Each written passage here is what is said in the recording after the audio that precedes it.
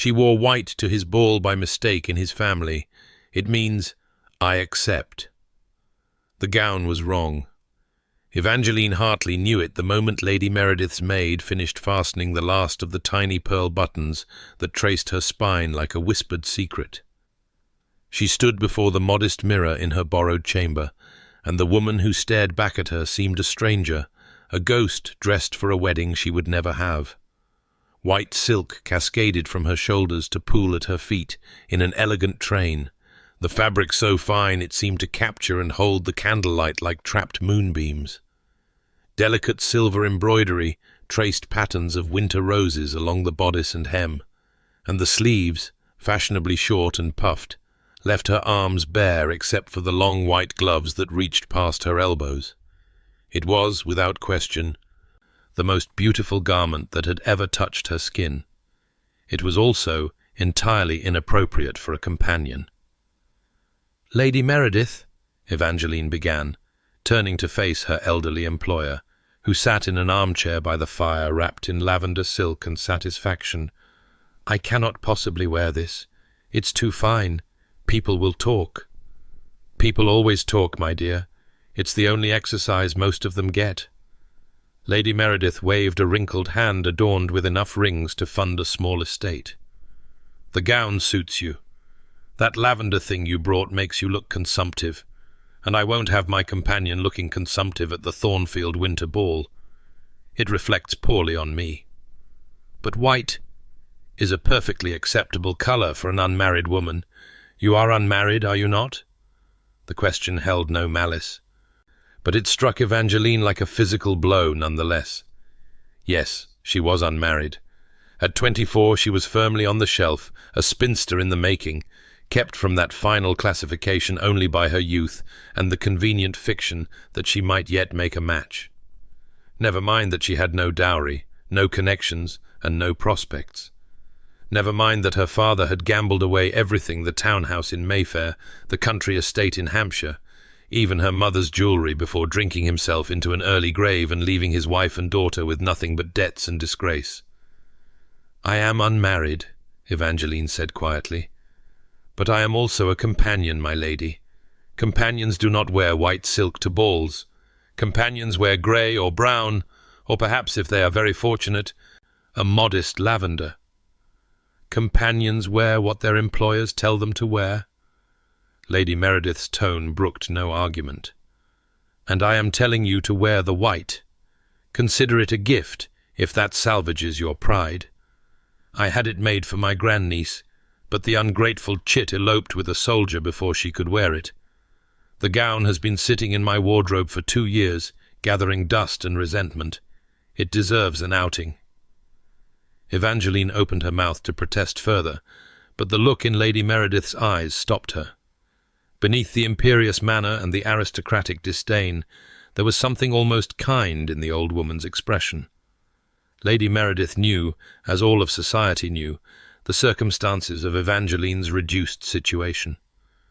Perhaps this was her way of offering charity without calling it such, dressing her companion in silk so that for one night Evangeline might feel like the woman she had been raised to be, rather than the woman circumstances had made her.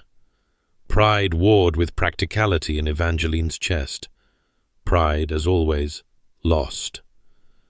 "Thank you, my lady," she said softly. "The gown is beautiful." "Of course it is. I have excellent taste." Lady Meredith rose from her chair with the assistance of her cane, her joints creaking in protest. "Now fetch my wrap, girl. The carriage will be ready shortly, and I won't be kept waiting. The Earl of Thornfield may be as cold as his name suggests, but his cook is exceptional, and I intend to partake liberally of the supper." Evangeline did as she was told, as she always did. She had learned in the 3 years since her father's death that survival required submission, that pride was a luxury the poor could not afford, that the measured death of one's dreams was preferable to the quick death of one's body from cold or starvation. She had learned to say, "Yes, my lady," and mean it, to swallow her opinions and her hopes and her desperate, furious grief until they sat in her stomach like stones. She had learned, in short, to be exactly what the world expected of a ruined gentleman's daughter: grateful, graceful, and entirely invisible. The carriage ride to Thornfield Manor took nearly 2 hours, the roads thick with snow that had fallen throughout the afternoon. Lady Meredith dozed against the velvet squabs, her snores providing a counterpoint to the rhythm of hooves and wheels, while Evangeline watched the winter landscape scroll past the frosted window and tried not to think about what awaited her. She had never attended the Thornfield Winter Ball. In the years before her father's disgrace, she had been too young to attend such sophisticated gatherings, and in the years after, she had been too far beneath notice to warrant an invitation. She knew of it. Of course, everyone in society knew of it. The Earl of Thornfield's annual ball was legendary, spoken of in hushed, reverent tones by debutantes and dowagers alike. The manor was said to be spectacular, a vast Palladian pile stuffed with old masters and older money. The supper was renowned. The guest list was so exclusive that an invitation was considered a mark of the highest social favour, and the Earl himself was considered the greatest prize of all. Lord Marcus Ashworth had been the subject of matrimonial speculation since before Evangeline was out of the schoolroom. The Stone Earl, society called him, for his cold demeanour and his apparent immunity to feminine charms. He had rejected proposal after proposal, or rather, he had made himself so thoroughly unapproachable that proposals died in the throats of hopeful mammas before they could be voiced. He attended the season irregularly, danced only when duty demanded it, and retreated to his estates at the earliest possible opportunity.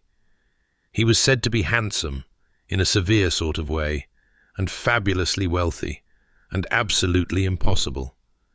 He was also said to be nursing a broken heart, though the details varied depending on who was doing the telling.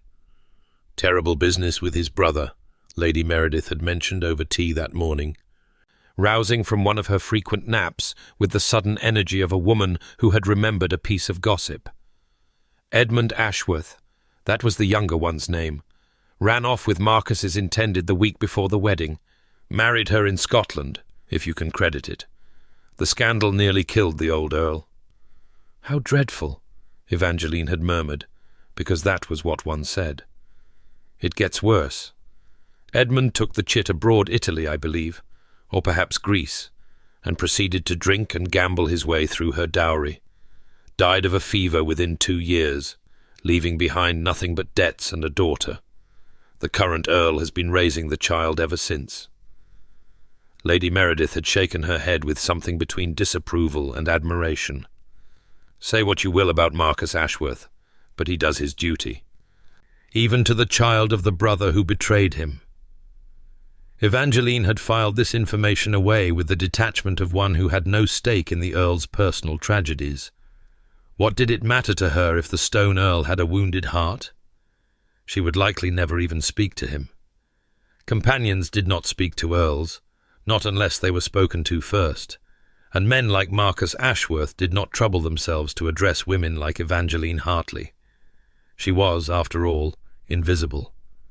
And tonight, wearing this ridiculous white gown, she intended to stay that way. Thornfield Manor emerged from the winter darkness like a ship breaching fog, its windows blazing with light that turned the falling snow to diamonds. Evangeline caught her breath despite herself. She had seen grand houses before, had grown up in one, in fact, before it was sold to pay her father's debts, but Thornfield was something beyond her experience. It sprawled across the landscape like a sleeping giant, its classical facade promising elegance and its sheer size promising overwhelming wealth.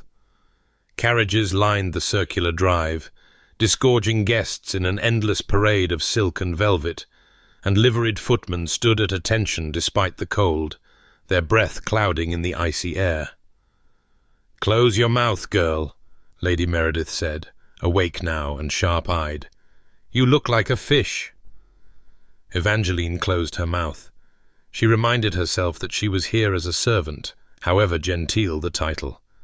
She was here to fetch Lady Meredith's shawl when she grew cold, to find Lady Meredith's friends when she wished to gossip, to guide Lady Meredith to the retiring room when she required privacy. She was not here to gape at chandeliers or admire architecture or wonder what it might have been like to arrive at such a ball as a guest rather than an appendage. She was not here to want anything at all. The entrance hall alone was larger than the entire ground floor of the cramped rooms Evangeline shared with her mother in London. A marble staircase swept upward in a graceful curve, and above it, a chandelier the size of a small carriage dripped crystals that caught and scattered the light of 100 candles. Guests milled about in glittering finery, their laughter and chatter creating a wall of sound that seemed almost physical. Somewhere deeper in the house, an orchestra was playing, and everyone was staring at Evangeline. She felt the weight of their gazes like a physical touch, prickling across her skin. At first, she assumed she was imagining it. Why would anyone look at her? But as she followed Lady Meredith through the press of bodies toward the ballroom, she could not escape the evidence of her own eyes. Women glanced at her, and then quickly away, whispering to their companions behind fans. Men looked and frowned, their expressions ranging from confusion to something almost like anticipation. A young debutante in pink actually gasped aloud when Evangeline passed. "Lady Meredith," Evangeline murmured, leaning close to her employer's ear. "People are staring." "Of course they are. You're beautiful." Lady Meredith patted her hand with absent affection. "Now stop fidgeting and try to look like you belong here. Confidence, girl. It's all anyone truly needs." But Evangeline did not feel confident. She felt exposed, as if she had wandered into the ballroom without her clothes. The white gown, which had seemed merely inappropriate in Lady Meredith's townhouse, now felt like a target painted on her chest. She did not know what these people saw when they looked at her. But whatever it was not what she had intended them to see. She wanted to find a dark corner and hide in it until the evening was over. She wanted to strip off this wretched gown and replace it with her comfortable, invisible lavender. She wanted to be anywhere in the world except here, in this glittering palace of light and wealth and staring eyes. Instead, she lifted her chin, straightened her spine, and followed Lady Meredith into the ballroom. The room was a masterpiece of controlled chaos. Hundreds of guests swirled across a parquet floor, polished to mirror brightness. The ladies' gowns creating a constantly shifting tapestry of color and light. The orchestra occupied a raised platform at one end, partially screened by arrangements of hothouse flowers that must have cost a fortune.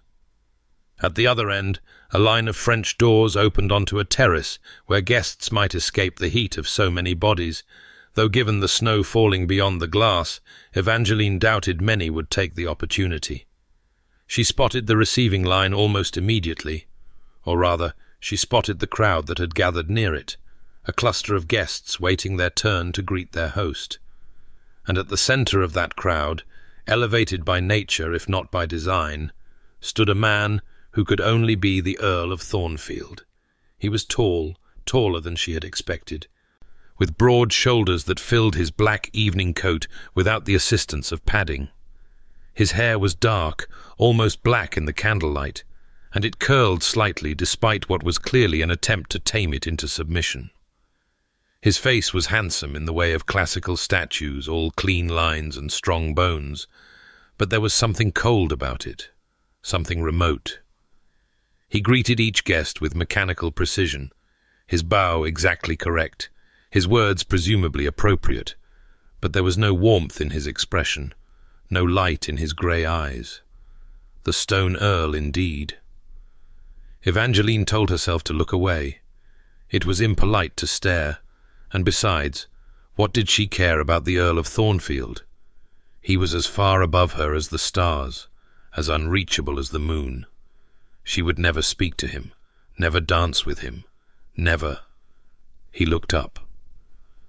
Across 30 feet of crowded ballroom, past the swirling dancers and the gossiping matrons and the nervous debutantes, his gaze found hers and held.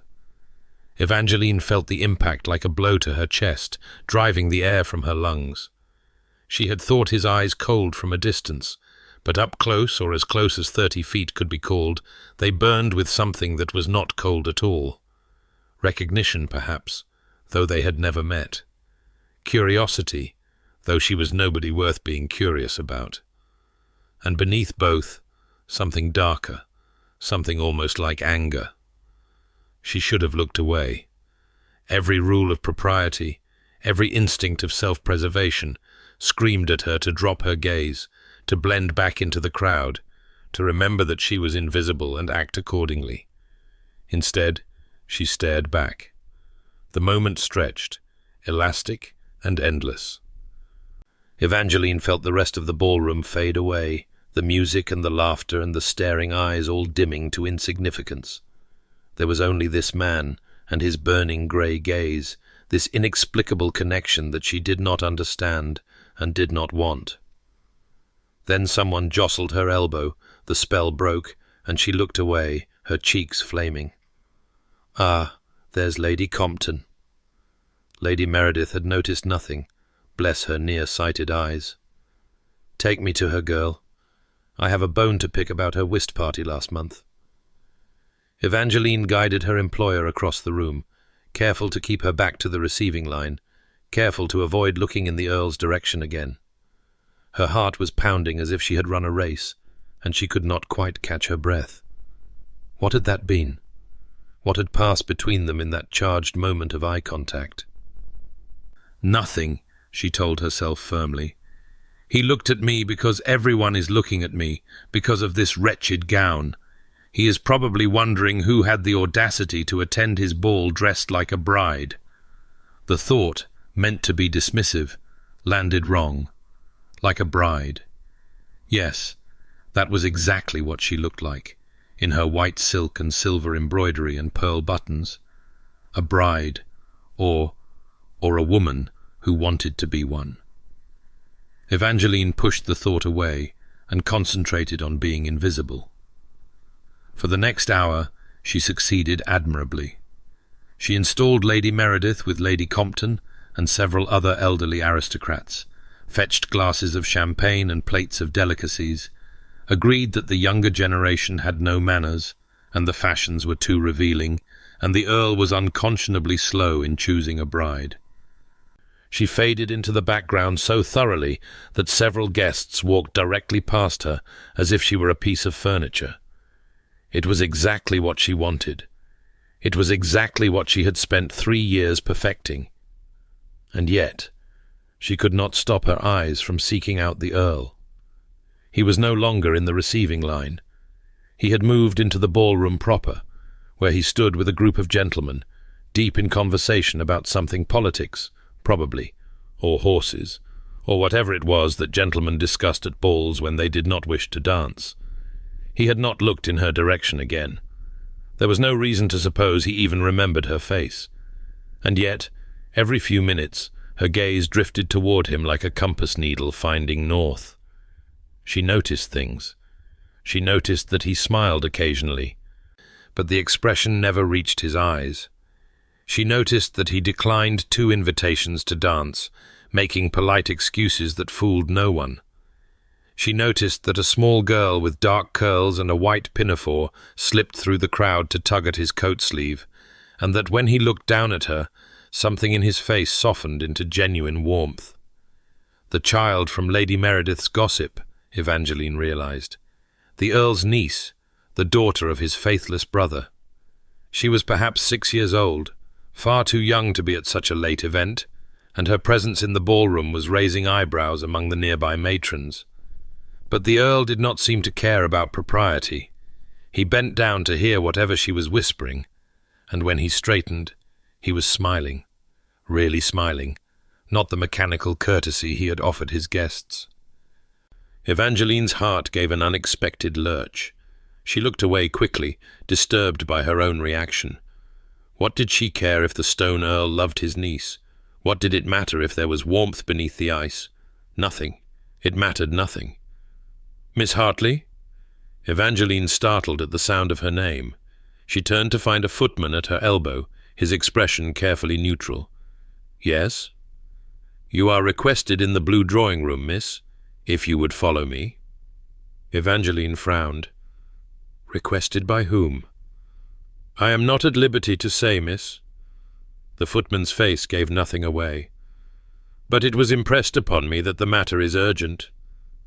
Urgent? What could possibly be urgent? Lady Meredith was happily ensconced with her friends, and Evangeline knew no one else at this ball. Perhaps there was some problem with their rooms they were staying the night, as were most of the guests, given the distance from London and the winter roads. She glanced toward Lady Meredith, who was absorbed in heated debate with Lady Compton, and would not miss her for some time. "Very well. Lead the way." The footman led her out of the ballroom and through a series of corridors that seemed designed to confuse. Thornfield Manor was a labyrinth of galleries and antechambers, each more opulent than the last, and Evangeline quickly lost her sense of direction. By the time they arrived at a door painted a deep, rich blue, she could not have found her way back to the ballroom without assistance. "In here, miss." The footman opened the door and stood aside. Evangeline stepped through and immediately knew she had made a mistake. The room was empty of other guests, or nearly so. A fire burned in the marble fireplace, casting dancing shadows across silk wallpaper and gilt-framed paintings. Chairs were arranged in conversational groupings, and a sideboard held decanters of various liquors. It was clearly a private space, meant for intimate gatherings rather than ball guests. And standing by the window, his back to her, was the Earl of Thornfield. Evangeline's first instinct was to flee. Her second was to demand to know the meaning of this summons. Her third, which she actually obeyed, was to stand very still and hope that somehow, impossibly, he had not noticed her enter. "Close the door, Miss Hartley." His voice was deep and cold, and he did not turn around. "We have much to discuss, and I would prefer we do so in private." "My lord, The door." Evangeline closed the door. She told herself it was only because the corridor was cold, not because his voice carried an authority she found herself helpless to resist. "My lord," she tried again, "I believe there has been some mistake. We have never been introduced. I don't even know how you know my name." Now he turned, and the full force of his attention hit her like a physical blow. Up close, he was even more imposing than he had appeared across the ballroom, taller, broader, his features sharper and more severe. His grey eyes swept over her from head to toe, lingering on the white gown in a way that made her skin prickle with awareness. "Your name," he said flatly, "was easy enough to determine. Lady Meredith is not known for her discretion. As for introductions, I suspect we are rather past the point of such niceties." "I don't understand." "No." Something flickered in his expression. Anger, perhaps, or something more complex. "I don't suppose you do. Tell me, Miss Hartley, who put you up to this?" "Up to what?" "My lord, I truly don't understand what you're asking." He crossed the room in 3 long strides, stopping close enough that she could smell his cologne, something subtle and masculine, with notes of cedar and smoke. "The gown," he said, his voice dangerously soft. "Who told you to wear white to my ball?" "Lady Meredith insisted." Evangeline took an involuntary step backward. "It was meant for her grandniece, but the girl eloped before she could wear it. Lady Meredith said my own dress made me look consumptive. I didn't want to. I told her it was inappropriate, but she wouldn't listen. And I am in her employ, my lord. I cannot refuse her commands." "Cannot or will not?" "Cannot." Her temper, that familiar enemy, began to rise. "I am a companion, my lord, not a guest. I have no gowns of my own worth wearing to such an occasion. I wear what I am given and go where I am told, and try very hard not to draw attention to myself. I did not choose this gown, and I did not want this gown, and I certainly did not expect to be summoned to a private room and interrogated about my sartorial choices by a man I have never met." She had gone too far. She knew it the moment the words left her mouth. Companions did not raise their voices to earls. Companions did not express opinions at all, let alone express them with heat and conviction. She had just destroyed any hope of remaining invisible, any chance of escaping this ball with her position and her dignity intact.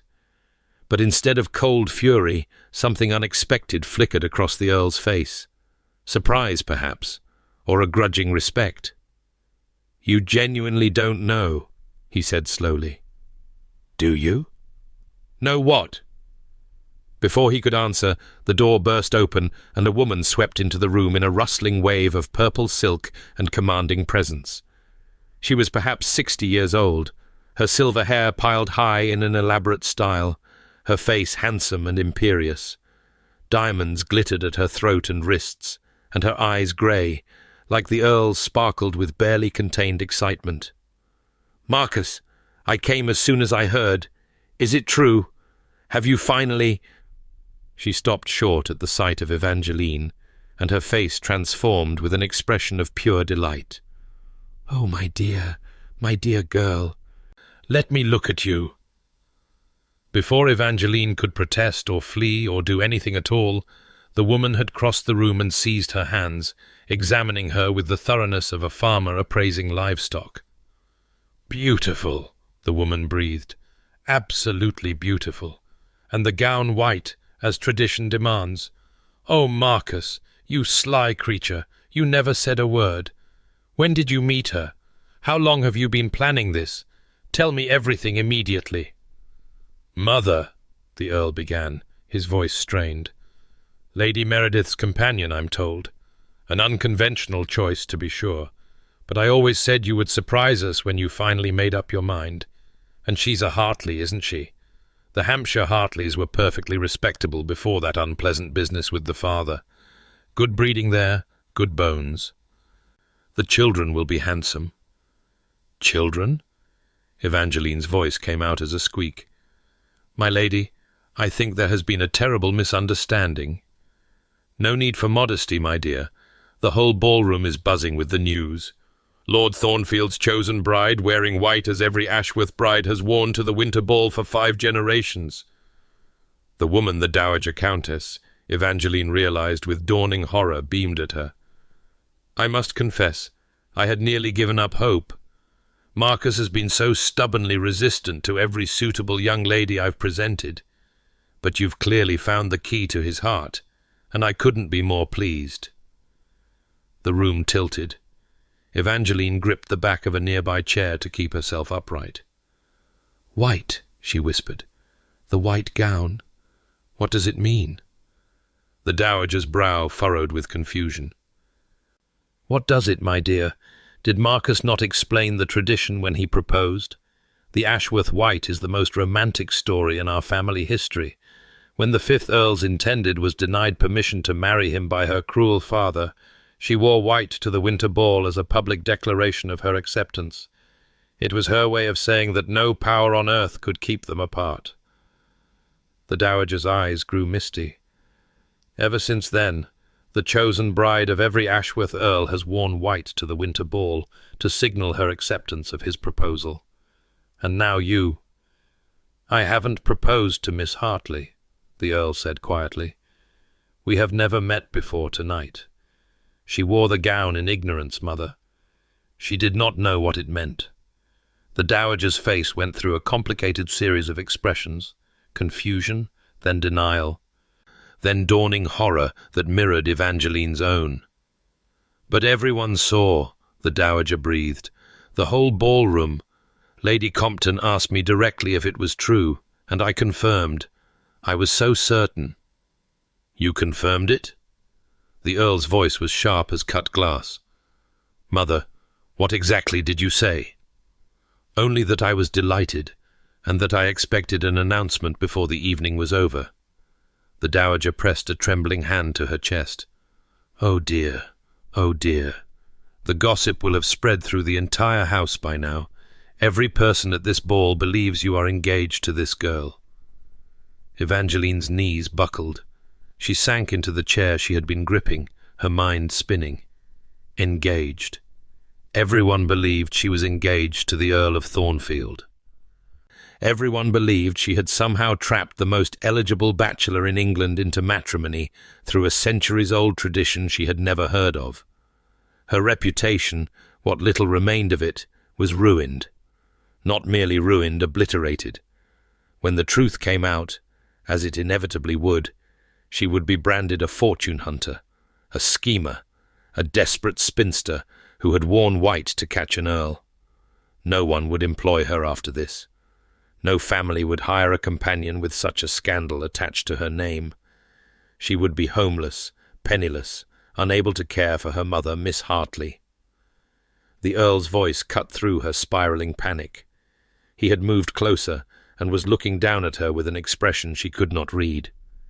"Miss Hartley, try to breathe." "I can't. I didn't, please. You must believe me. I never intended—" "I believe you." The words were so unexpected that they stopped her mid-sentence.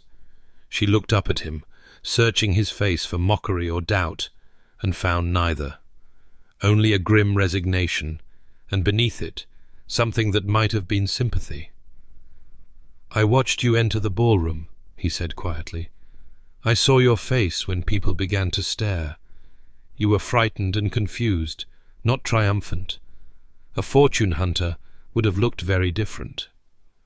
Then you can tell them. You can explain that it was a mistake, that I didn't know, and destroy what little remains of your reputation?" He shook his head. "If I publicly denounce you as a fortune hunter, which is what society will assume if I deny the engagement, you will never recover. No one will believe it was an innocent mistake. They will say you schemed and failed, that I saw through your manipulations and rejected you. Your position with Lady Meredith will certainly be terminated. Your future prospects will be non-existent. But if you don't deny it, then we are engaged." His mouth twisted in something that was not quite a smile. "For the moment, at least." The Dowager had been watching this exchange with growing distress. Now she stepped forward, her expression a complicated mix of guilt and hope. "Marcus, perhaps this is fate.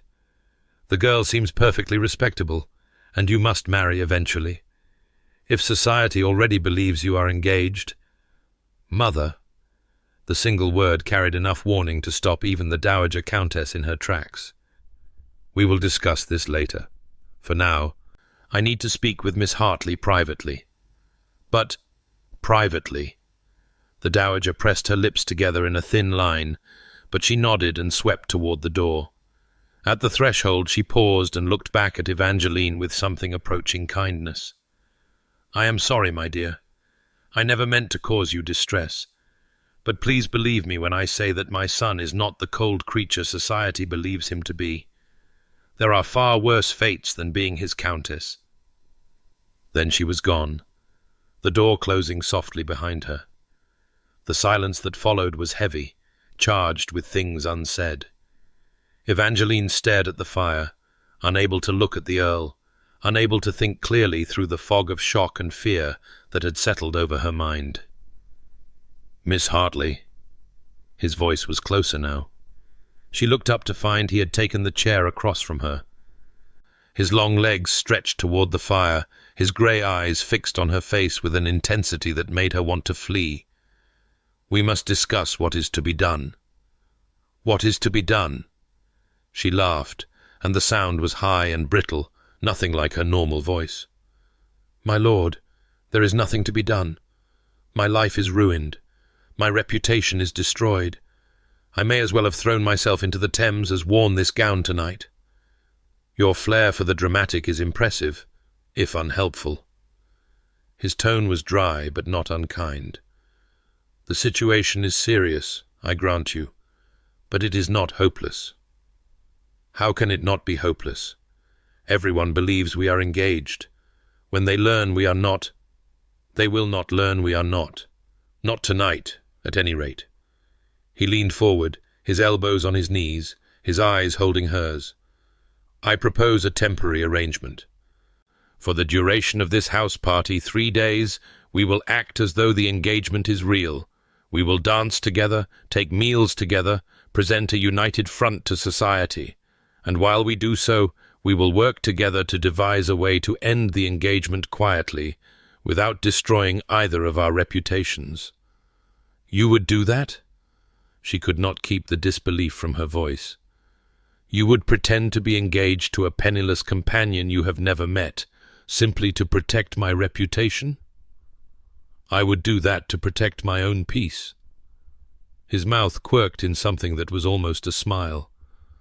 If I denounce you publicly, I will spend the rest of the season and likely the rest of my life explaining myself to every gossip and busybody in London. I will be painted as either a heartless villain who destroyed an innocent woman or a fool who was nearly trapped by a fortune hunter. Neither narrative appeals to me. So this is about you. It is about both of us. We are both victims of an unfortunate coincidence, Miss Hartley. I see no reason we should not be allies rather than adversaries. It made sense. Evangeline hated that it made sense. She wanted to refuse, to cling to her pride and her independence and her certainty that she needed nothing from anyone, least of all a cold, arrogant earl who looked at her like she was a problem to be solved rather than a person to be known. But she could not afford pride. She never could. 3 days, she said slowly. And then? And then we devise a story that allows us both to emerge with our dignity intact. Perhaps we will discover we do not suit. Perhaps pressing family matters will call you back to London. Perhaps I will discover that you are secretly a monster and flee in terror. That startled a genuine laugh from him, a short, surprised sound that transformed his face entirely. For a moment, the Stone Earl vanished, replaced by someone younger and warmer and achingly human. Perhaps that, he agreed, though I would ask that you wait until after the new year to reveal my monstrous nature. I have a reputation to maintain. Despite everything, Evangeline felt her lips twitch. A reputation as a cold, unfeeling automaton who has never smiled in his life? Precisely. It has taken years to cultivate. I would hate to see it ruined by an ill-timed display of good humor. They looked at each other across the firelit space, and something passed between them. Not warmth, exactly, but perhaps the first tentative threads of understanding. He was not what she had expected. She suspected she was not what he had expected either. "Very well," she said at last. 3 days. I will play the blushing bride-to-be if you will play the besotted fiancé. I will do my best, though I should warn you that besottedness is not my strong suit. I had gathered that, my lord. Marcus." He rose from his chair and extended a hand to help her rise. "If we are to be engaged, you should call me by my name." His hand was warm and strong, and when she placed her gloved fingers in his palm, she felt a jolt of awareness that startled her. She ignored it, as she ignored all inconvenient feelings, and rose to her feet. "Marcus, then. And you may call me Evangeline." Evangeline? Her name sounded different in his voice, softer, somehow, and more significant. "We should return to the ballroom. My mother will have spread the news of our engagement to everyone by now, and it would look strange if we did not appear together." "Must we?" The thought of facing 300 staring guests made her stomach clench. "I am afraid we must, but I will stay by your side. No one will dare say anything untoward to the future Countess of Thornfield." The words were meant to be reassuring, but they landed like stones in Evangeline's chest. The future Countess of Thornfield. A title she would never hold, a position she could never fill, a dream she had abandoned years ago when she learned that dreams were luxuries the poor could not afford. "Come," Marcus said, offering his arm. "Let us face the wolves together." Evangeline placed her hand on his arm, felt the solid strength of him beneath the fine wool of his coat, and allowed herself to be led toward the door. The ballroom was even worse than she had feared. The moment they appeared in the doorway, a hush fell over the crowd. 300 pairs of eyes turned toward them, 300 faces arranged in expressions ranging from curiosity to envy to barely concealed hostility. The orchestra continued to play, but no one was dancing. Everyone was watching. Then the Dowager Countess appeared at their side, her smile fixed and brilliant. "There you are, my dears. I was just telling Lady Jersey how delightfully sudden your courtship was. She is positively desperate to hear the details." "I am sure she is," Marcus murmured, his voice carrying only to Evangeline's ears. "My mother has never met a social situation she could not make more complicated." Before Evangeline could respond, the Dowager was steering them toward a cluster of elegantly dressed women, who regarded Evangeline with the barely concealed predatory interest of cats watching a particularly foolish mouse. Lady Jersey. Evangeline recognized her from descriptions. One of the fearsome patronesses of Almack's looked her up and down with an assessing gaze that seemed to catalogue every flaw. "So this is the mysterious Miss Hartley," Lady Jersey said, her voice carrying clearly across the suddenly silent ballroom. "I confess, Lord Thornfield, you have surprised us all. We had quite given up hope of ever seeing you wed." "One should never give up hope, Lady Jersey." Marcus's voice was smooth, revealing nothing. "I have simply been waiting for the right woman." "And you found her in a companion?" Lady Jersey's eyebrow rose. "How unconventional." Evangeline felt herself flush. She knew what Lady Jersey was really saying, how unsuitable, how inappropriate, how far beneath you. She waited for Marcus to make some excuse, to explain that Evangeline came from a respectable family, that her father's disgrace was not her fault, that she was more than her current circumstances suggested. Instead, he said simply, "I found her. That is all that matters." Something shifted in Lady Jersey's expression. Surprise, perhaps, or a grudging respect. "Well," she said after a moment, "I suppose love is no respecter of social distinctions. I wish you both very happy." It was not quite a blessing, but it was not quite a condemnation either. Evangeline felt some of the tension in her shoulders ease.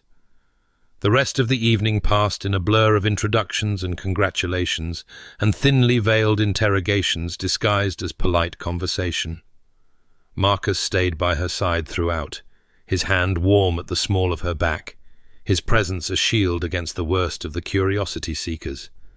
He introduced her to his sister, a sharp-tongued widow named Lady Pemberton, who looked at Evangeline with knowing eyes and said nothing more damning than, "Welcome to the family, such as it is."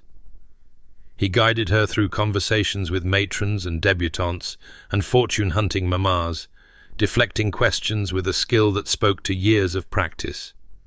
And he danced with her. When the orchestra struck up a waltz, Marcus led her onto the floor without asking permission, his hand firm at her waist, his grey eyes fixed on her face with an intensity that made it difficult to breathe. "You're doing well," he said quietly, his voice pitched for her ears alone. "Better than I expected. I have had practice at performing roles I did not choose. Haven't we all?"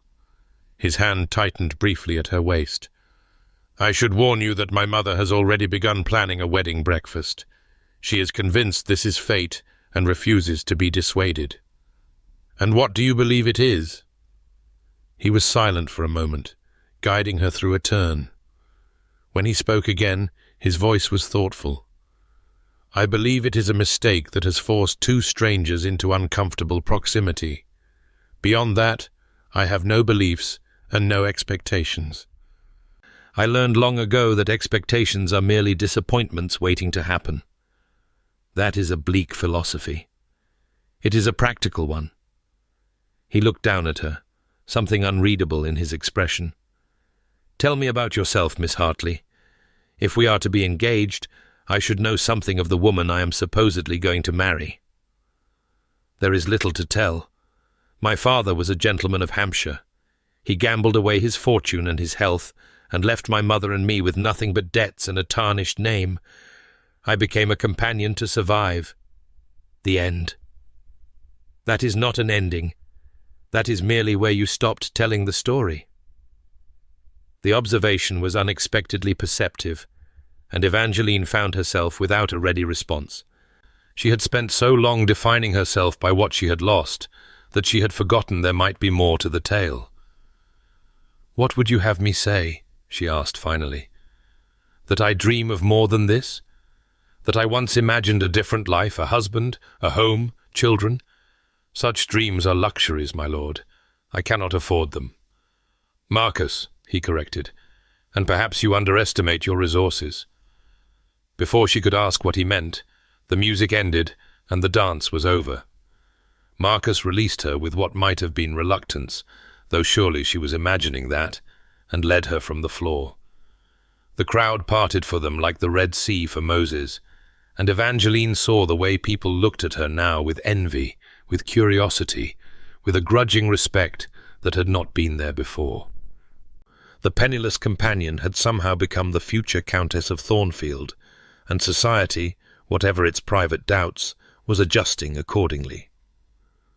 "Miss Hartley?" A small voice interrupted her thoughts.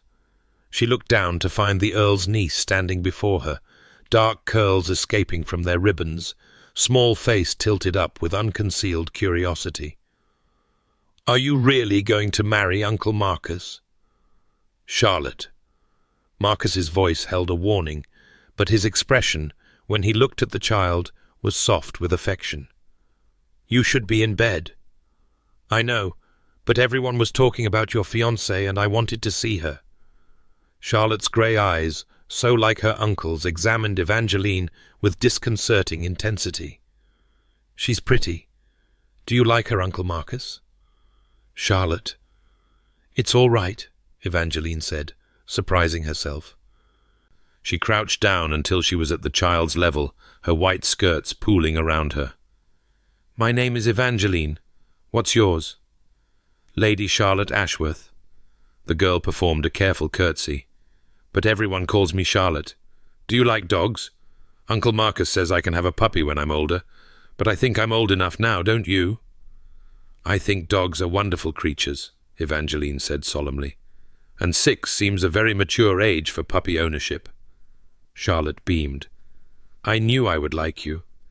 The other ladies Uncle Marcus talks to never want to discuss dogs. They only want to talk about boring things like the weather." "The weather is very boring," Evangeline agreed, "but puppies are endlessly fascinating." Over Charlotte's head, she caught Marcus watching them with an expression she could not quite decipher. It might have been surprise, it might have been something warmer. "Charlotte, it is past your bedtime." A harried-looking woman in the plain dress of a governess appeared at the edge of the crowd, her face flushed with embarrassment. "I am so sorry, my lord.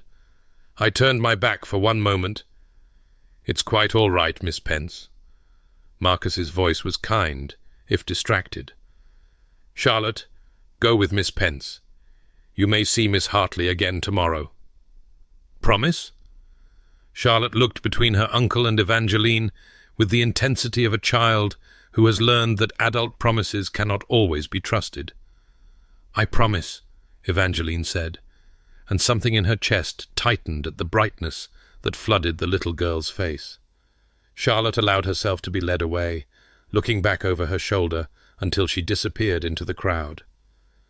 Evangeline straightened, suddenly aware that she had just made a promise she might not be able to keep. In 3 days, she would no longer be the Earl's fiancée. She would be nothing more than a failed fortune hunter, a cautionary tale, a woman who had reached too high and been cast down accordingly. And Charlotte would learn once again that adults could not be trusted. "She likes you," Marcus said quietly. "She doesn't like many people. She is a child who has lost both parents. She likes anyone who pays attention to her." "Perhaps."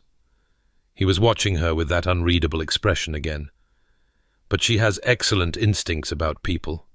She refused to speak to the last woman my mother tried to match me with. Said she had mean eyes. Did she? Have mean eyes? Terrible ones, cold as a snake's.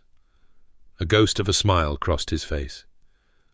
Charlotte saved me from a very unpleasant entanglement that time. I have trusted her judgment ever since. Evangeline did not know what to say to that. She felt suddenly desperately tired, tired of performing, tired of pretending, tired of being someone she was not, in a room full of people who would never accept who she really was. "It is late," she said finally. "If you will excuse me, I should find Lady Meredith. She will want to retire soon." "Of course." Marcus offered his arm to escort her. "I will see you at breakfast tomorrow. We should be seen together as much as possible to maintain the illusion." The illusion. Yes, that was what this was. An illusion, a performance, a lie dressed up in white silk and silver embroidery. In 3 days, it would all be over, and Evangeline would return to her real life, the cramped rooms, the endless worry, the slow suffocation of poverty and dependence.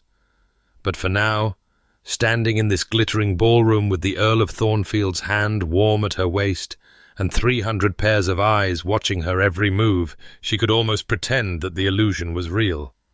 Almost. She found Lady Meredith still ensconced with her friends, though the old woman's eyes sharpened when she saw Evangeline approaching on the Earl's arm. "So it's true," Lady Meredith said, her voice carrying more than necessary. "My companion has caught the biggest fish in the sea. I always knew that gown would bring good fortune." "Lady Meredith," Marcus's bow was impeccable, "I must thank you for bringing Miss Hartley into my orbit. I am in your debt." "You certainly are." Lady Meredith's eyes glittered with satisfaction. "I expect an invitation to the wedding. Front pew." "You shall have it." The exchange was all lies, of course layers upon layers of deception that made Evangeline's head spin. But she smiled and said the right things, and accepted Lady Meredith's congratulations with appropriate modesty, and if her hands trembled slightly where they were hidden in the folds of her white gown, no one seemed to notice. Finally, mercifully, the evening came to an end. Guests began drifting toward their chambers, and Evangeline found herself being escorted to a room in the family wing, a room far grander than anything she had expected, with silk wallpaper and a 4-poster bed, and a fire already burning in the grate. "The future Countess of Thornfield cannot sleep in the servants' quarters," the Dowager explained, her smile warm if somewhat nervous. "I hope you will be comfortable here, my dear." "It's beautiful," Evangeline managed. "Thank you, my lady. Please call me Margaret. We are to be family after all." The Dowager patted her hand. "I know this has all been very sudden. But I have a good feeling about you, Miss Hartley. A very good feeling indeed." Then she was gone, and Evangeline was alone in a room fit for a countess, wearing a gown that had ruined her life, wondering how she had gone from invisible companion to engaged woman in the space of a single evening. She crossed to the window and looked out at the snow-covered grounds of Thornfield Manor, silver in the moonlight. Somewhere in this vast house, Marcus Ashworth was preparing for bed, probably cursing the fate that had thrown them together. Somewhere, a little girl named Charlotte was dreaming of puppies and new aunts. Somewhere, 300 guests were whispering about the mysterious Miss Hartley who had somehow captured the Stone Earl's heart. And here stood Evangeline, caught between the life she had known and the life she was pretending to want, unable to see a way forward that did not end in disaster. 3 days. She had 3 days to play the part of a woman in love. 3 days to pretend that happiness was possible. 3 days before the illusion shattered and reality came crashing back. 3 days to remember that wanting things only led to heartbreak. She pressed her forehead against the cold glass and closed her eyes, and if a single tear escaped to trace down her cheek, there was no one there to see it. Morning arrived with pale winter light filtering through unfamiliar curtains, and for a moment Evangeline did not know where she was. The bed was too soft, the sheets too fine, the room too warm. Then memory crashed over her like a wave. The white gown, the staring eyes, the impossible engagement, and she pressed her face into the pillow with a groan. It had not been a dream. She was still at Thornfield Manor, still pretending to be engaged to a man she had met only hours before, still trapped in a web of circumstance and tradition that tightened around her with every passing moment. A knock at the door brought her bolt upright. Before she could speak, a maid entered carrying a breakfast tray, chocolate and toast and hothouse fruit, more food than Evangeline typically ate in a day. "Good morning, miss." The maid bobbed a curtsy. "His lordship's compliments, and he hopes you slept well. He asks if you might join him in the morning room at 10 o'clock. "Thank you." Evangeline's voice came out rusty with sleep. "What time is it now?" 8:30, miss. Shall I help you dress?" The question reminded Evangeline that she had no clothes suitable for a house party. She had packed only enough for a companion plain day dresses in serviceable colours, nothing that would mark her as anything other than what she was. But she was no longer what she was. She was the future Countess of Thornfield, and the future Countess of Thornfield could not appear at breakfast in darned grey wool. "I have nothing appropriate to wear," she admitted, hating the way the words tasted in her mouth. "My wardrobe is limited." The maid's expression did not change. "Her ladyship anticipated that, miss. She has sent several gowns from her own collection from when she was younger, you understand. She says they should fit well enough until the dressmaker can be summoned from the village." Of course the dowager had anticipated it. Of course Evangeline was to be dressed in borrowed finery, a doll clothed by her betters, unable even to maintain the dignity of wearing her own clothes. Her cheeks burned with humiliation. But what choice did she have? She could not refuse the gowns without raising questions, without revealing that she was not the eager bride everyone believed her to be. And so she nodded and allowed the maid to help her into a morning dress of soft blue wool that was finer than anything she had worn since her father's death. The woman in the mirror looked like a stranger, elegant, composed, every inch the future countess. Only Evangeline could see the fear that lurked behind her eyes, the desperate uncertainty that no borrowed gown could disguise. At precisely 10 o'clock, she made her way to the morning room. Marcus was already there, standing by the window with a cup of coffee in his hand, his dark hair slightly dishevelled, as if he had been running his fingers through it. He turned when she entered, and something flickered in his grey eyes. Appreciation, perhaps, or surprise at her transformation. "The blue suits you," he said by way of greeting. "Better than the white. The white nearly destroyed my life. I imagine most colours would be an improvement." A ghost of a smile crossed his face. "You are sharp-tongued in the morning. I shall have to remember that. I am sharp-tongued at all hours. It is one of my few remaining pleasures." He set down his coffee and gestured to a chair near the fire. "Please, sit. We have much to discuss before the other guests descend." Evangeline sat, arranging her borrowed skirts with the care of one who is acutely aware that everything she wears belongs to someone else. Marcus took the chair across from her, close enough that she could see the faint shadows under his eyes. He had not slept well either, it seemed. "First," he said, "we must establish our story. How did we meet? How long have we been courting? Why the secrecy? These are questions we will be asked repeatedly over the next 3 days, and our answers must be consistent. Surely the simplest lie is the one closest to the truth. We met through Lady Meredith, who is an acquaintance of your mother's. We were introduced at some previous event, a musicale, perhaps, or a private dinner. Our courtship has been brief but intense, conducted largely through letters due to the impropriety of more frequent meetings. And the secrecy? I have no fortune, no connections, nothing to recommend me as a bride for an earl. We kept our attachment private because we knew society would disapprove. The white gown was my way of forcing your hand of declaring publicly what we had only whispered privately." Marcus considered this, his grey eyes thoughtful. "It has the virtue of explaining both the suddenness of the engagement and your unconventional circumstances, but it paints you as somewhat calculating. Is that the image you wish to present? I am a woman who wore white to an earl's ball. Society already believes me calculating. Better to own the narrative than to let others control it. You are more strategic than I expected. Survival requires strategy, my lord. I have had 3 years to learn that lesson." Something shifted in his expression. Sympathy, perhaps, or recognition. "Marcus," he corrected quietly. "And yes, I suppose you have." They spent the next hour refining their story, discussing the details that would make their supposed courtship believable. Evangeline learned that Marcus had attended Lady Harrington's musicale 3 months prior, where they could plausibly have been introduced.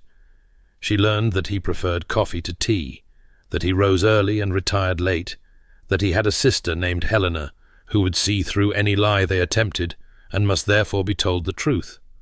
In return, she told him about her mother's illness consumption, slow but relentless, and the cramped rooms in London where they lived on the edge of poverty. She told him about the endless parade of employers, each position slightly worse than the last, each departure another step down the ladder she had once climbed with such confidence. She told him more than she had intended to tell anyone, drawn out by his quiet questions and his lack of judgment. "You have been carrying a great deal on your shoulders," he said when she fell silent. "It is no wonder they seem so tense." "I was not aware my shoulders were under observation. I notice things. It is another of my unfortunate habits." He rose and moved to the sideboard, pouring her a cup of chocolate without asking if she wanted it. "You should eat something before the others arrive. The house party guests are circling like sharks who have scented blood. You will need your strength." Charming imagery. I find honesty more useful than charm. He handed her the cup, his fingers brushing hers in a way that sent an unexpected spark up her arm. "The matrons will interrogate you about your family, your education, your accomplishments. The young ladies will attempt to undermine your confidence with subtle insults disguised as compliments. The gentlemen will try to determine if you are as clever as you seem, or merely fortunate. And what will you do? I will stay close enough to intervene if necessary, but not so close as to seem possessive." He returned to his chair, his long legs stretched toward the fire. "We must strike a balance between devoted and dignified. Too much affection will seem false given my reputation. Too little will raise questions about the legitimacy of the engagement. You have given this a great deal of thought. I have spent 7 years watching society dissect my every action, looking for signs of weakness or vulnerability. I have learned to think several moves ahead." His jaw tightened almost imperceptibly. "The vultures descended the moment my brother's betrayal became public knowledge. They have never entirely left." Evangeline studied him over the rim of her cup. In the morning light, without the protective armor of evening dress and ballroom formality, he seemed younger somehow, more human. The cold mask he wore in public had slipped slightly, revealing glimpses of the man beneath wounded, wary, but not entirely without warmth. "May I ask you something?" she said. "You may ask. I cannot promise to answer. Your brother, and your former betrothed, what happened to them?" The silence that followed was long enough that Evangeline thought he would not respond. She watched emotions flicker across his face. Pain, anger, something that might have been grief before he brought them under control with visible effort. "Edmund was 2 years younger than me," he said finally. "We were close as boys. I thought I knew him better than anyone." His voice was flat, carefully stripped of feeling. "When I became engaged to Sophia Whitmore, Edmund was the first person I told. He seemed happy for me. He was my groomsman, my confidant, my brother in every sense that mattered. And then? And then, 1 week before our wedding, I returned from a trip to London to find that they had fled together. A note was left on my pillow. Edmund apologized for the pain he knew he was causing, but claimed that he and Sophia had fallen in love and could not bear to live without each other. They were married in Scotland the following day. Evangeline felt the words like a blow to her own chest. To be betrayed so completely, by the two people one trusted most, she could not imagine the devastation that must have followed. What happened to them? They went abroad, Italy first, then Greece, then various other places I stopped tracking. Edmund had a small inheritance from our grandmother, enough to live on if they were careful, but they were not careful. Sophia was accustomed to luxury, and Edmund was determined to provide it. Marcus's mouth twisted. He gambled. He borrowed. He drank himself into an early grave within 2 years of the wedding. And Sophia? Died in childbirth 6 months later. Charlotte was born healthy, but Sophia did not survive the night.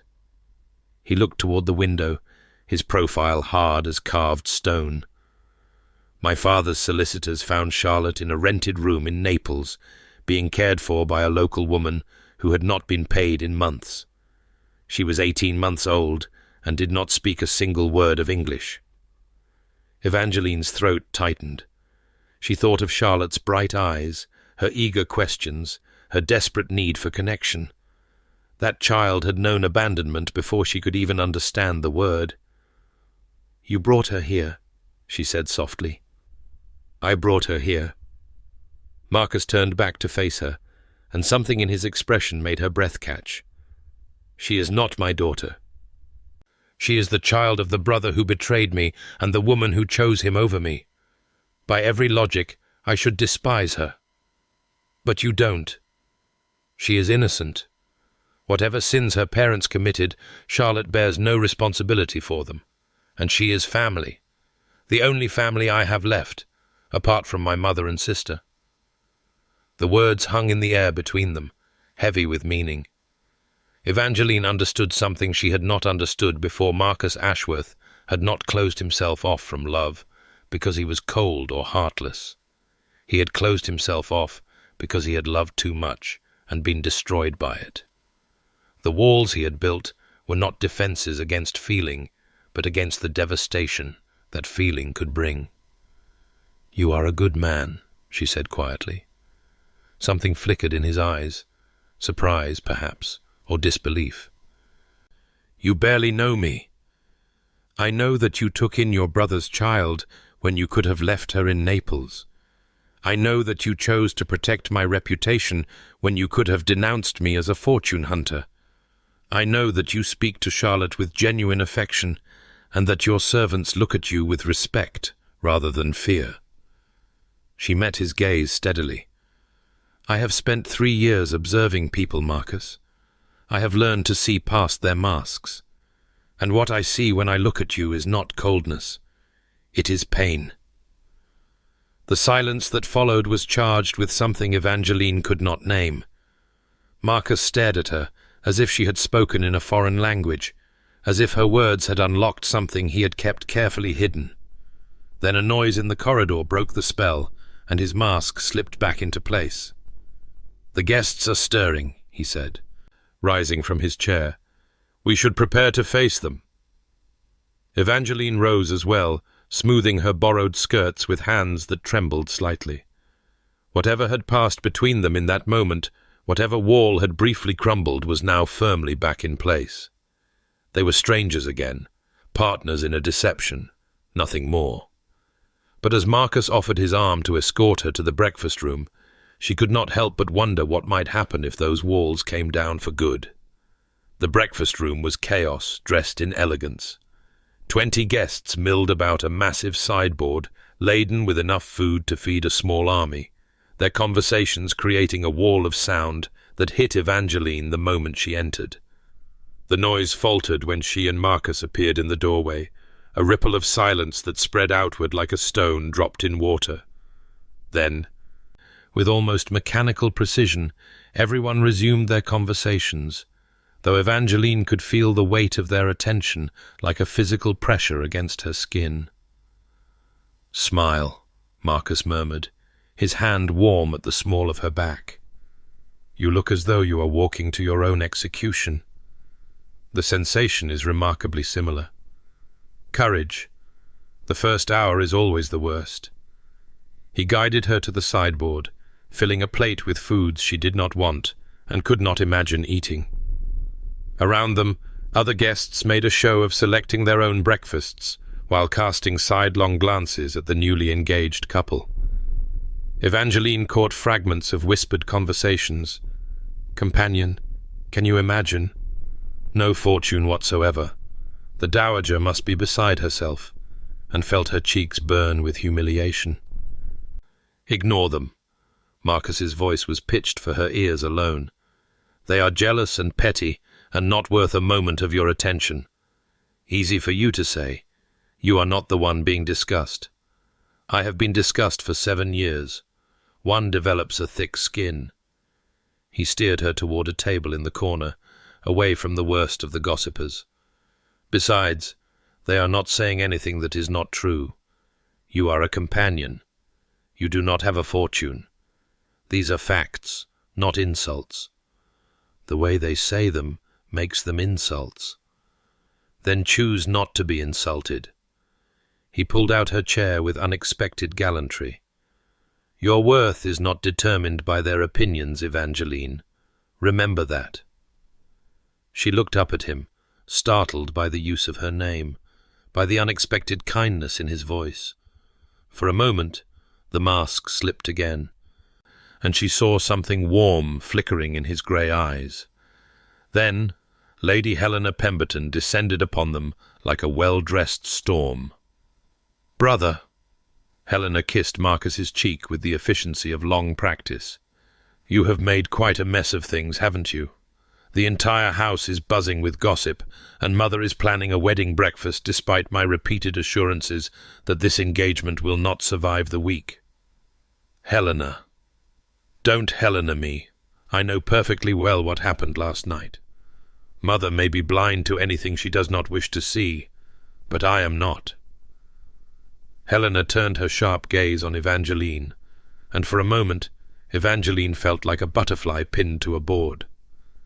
"Miss Hartley, I understand you found yourself accidentally engaged to my brother through a series of unfortunate coincidences involving a borrowed gown and a family tradition no one bothered to explain to you." Evangeline's mouth opened, but no words came out. Marcus had said his sister would see through any lie, but she had not expected the woman to be quite so direct. Yes, she managed finally. "That is an accurate summary." "Excellent. Honesty is refreshing." Helena settled into the chair beside Evangeline with the grace of a woman accustomed to dominating any space she occupied. "I despise dishonesty, Miss Hartley. It gives me headaches. So let us be clear with one another. I know this engagement is a sham. I know you are not in love with my brother and he is not in love with you. I know that you are both merely trying to survive the next 3 days without destroying your respective reputations." "Helena, this is not the place," Marcus began. "The place is wherever I choose to make it." Helena silenced him with a look. "What I wish to know, Miss Hartley, is what you intend to do about my niece." "Charlotte?" Evangeline blinked in confusion. "What about her?" "She has taken a liking to you. A significant liking, from what I observed last night. Charlotte does not form attachments easily. She has learned through bitter experience that people disappear without warning, and she has chosen to attach herself to you." Helena's eyes were hard, but something vulnerable flickered beneath the surface. "In 3 days, when this farce is over, you will disappear from her life. She will believe, as she has believed before, that she has been abandoned by someone she trusted." The words landed like blows. Evangeline thought of Charlotte's bright eyes, her eager questions, her desperate need for approval. She thought of how the child had made her promise that she would see her again. "I did not intend to hurt her," Evangeline said quietly. "I never meant for any of this to happen." "Intent is irrelevant. What matters is the outcome." Helena's voice softened slightly. "I am not blaming you, Miss Hartley. You are as much a victim of circumstance as anyone. But Charlotte is 6 years old, and she has already lost more than any child should have to lose. I will not stand by and watch her lose again." "What would you have me do?" "I would have you be careful with her heart. Be kind, but do not make promises you cannot keep. Do not let her believe in a future that will not come to pass." Helena paused, her expression unreadable. "And if, by some miracle, you find yourself in a position to keep those promises, keep them. Charlotte needs stability more than she needs anything else in this world." Evangeline met Helena's gaze steadily. "I understand." "I hope you do." Helena rose from her chair with fluid grace. "Now, if you will excuse me, I must prevent our mother from ordering an ice sculpture for the wedding breakfast. She has convinced herself that swans are romantic." She swept away, leaving Evangeline and Marcus in a pocket of silence, surrounded by the chaos of breakfast. "My sister," Marcus said dryly, "is not known for her subtlety. She loves Charlotte. Fiercely. Helena lost her own child a stillbirth 5 years ago and has never recovered from the grief. Charlotte gives her someone to protect, someone to mother, even if only from a distance." Evangeline's heart ached for the pain hidden beneath Helena's sharp exterior. Another wound, another wall, another person using strength as armor against a world that had hurt them too many times. "Your family," she said slowly, "has known a great deal of loss. Loss is the price of love." Marcus's voice was matter-of-fact, but his eyes betrayed something deeper. "The Ashworths love intensely, and we lose just as intensely. It is our curse and our blessing." Before Evangeline could respond, a small voice interrupted them. "Miss Hartley!" Charlotte appeared at her elbow, still in her nightgown and wrapper, her dark curls tangled from sleep. Her governess, Miss Pence, trailed behind, looking harried and apologetic. "Lady Charlotte, you cannot be here in your nightclothes." "But Miss Hartley promised she would see me today, and I wanted to make sure she didn't forget." Charlotte's grey eyes fixed on Evangeline with heartbreaking intensity. "You didn't forget, did you?" Evangeline looked at this child, this lonely, wounded child, who had learned too young that love was unreliable, and felt something shift in her chest. Helena's warnings echoed in her mind, but she could not bring herself to push Charlotte away. "I didn't forget," she said softly. "But you should go with Miss Pence now and get dressed. I will come find you later, and we can do something together." "Would you like that?" "What kind of something? What would you like to do?" Charlotte considered this with the gravity of a child making a momentous decision. "Could we build a snowman? Miss Pence says I'm too young, but I'm not. I'm very mature for my age.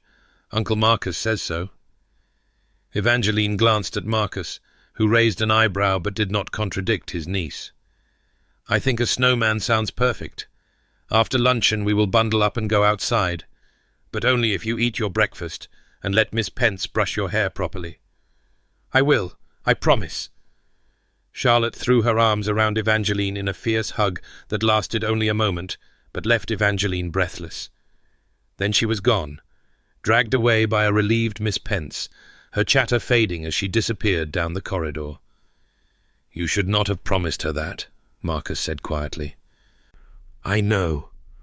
Evangeline stared at the doorway where Charlotte had vanished. "But I could not help it. She has that effect on people."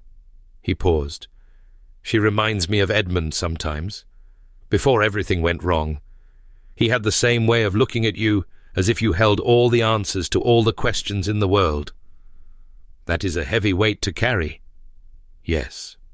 His voice was soft. It is. The morning passed in a blur of social obligations. Evangeline was introduced to a parade of guests whose names she struggled to remember, each interaction a minefield of potential humiliation. She smiled until her face ached, deflected questions with practiced vagueness, and clung to Marcus's presence like a drowning woman to a lifeline. Through it all, she found herself watching him. The way he adjusted his stance to shield her from the most aggressive gossips, the way his hand found the small of her back when she seemed overwhelmed, the way he redirected conversations that veered too close to sensitive topics with a skill that spoke to years of practice. He was protecting her, she realized. Not because he cared for her, they were strangers after all, but because he had promised to, and Marcus Ashworth was a man who kept his promises. The revelation should not have meant anything. It should not have made her heart beat faster, or her cheeks flush with warmth. But it did, and the knowledge unsettled her more than she cared to admit. After luncheon, true to her word, Evangeline collected Charlotte and made her way to the snow-covered gardens. The air was sharp and cold, the sky a pale grey that promised more snow before evening. Charlotte bounced ahead, her excitement barely contained within her small body. "We need to find the best snow," Charlotte announced with the authority of a seasoned expert.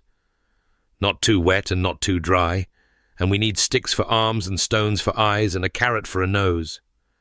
"You have done this before?"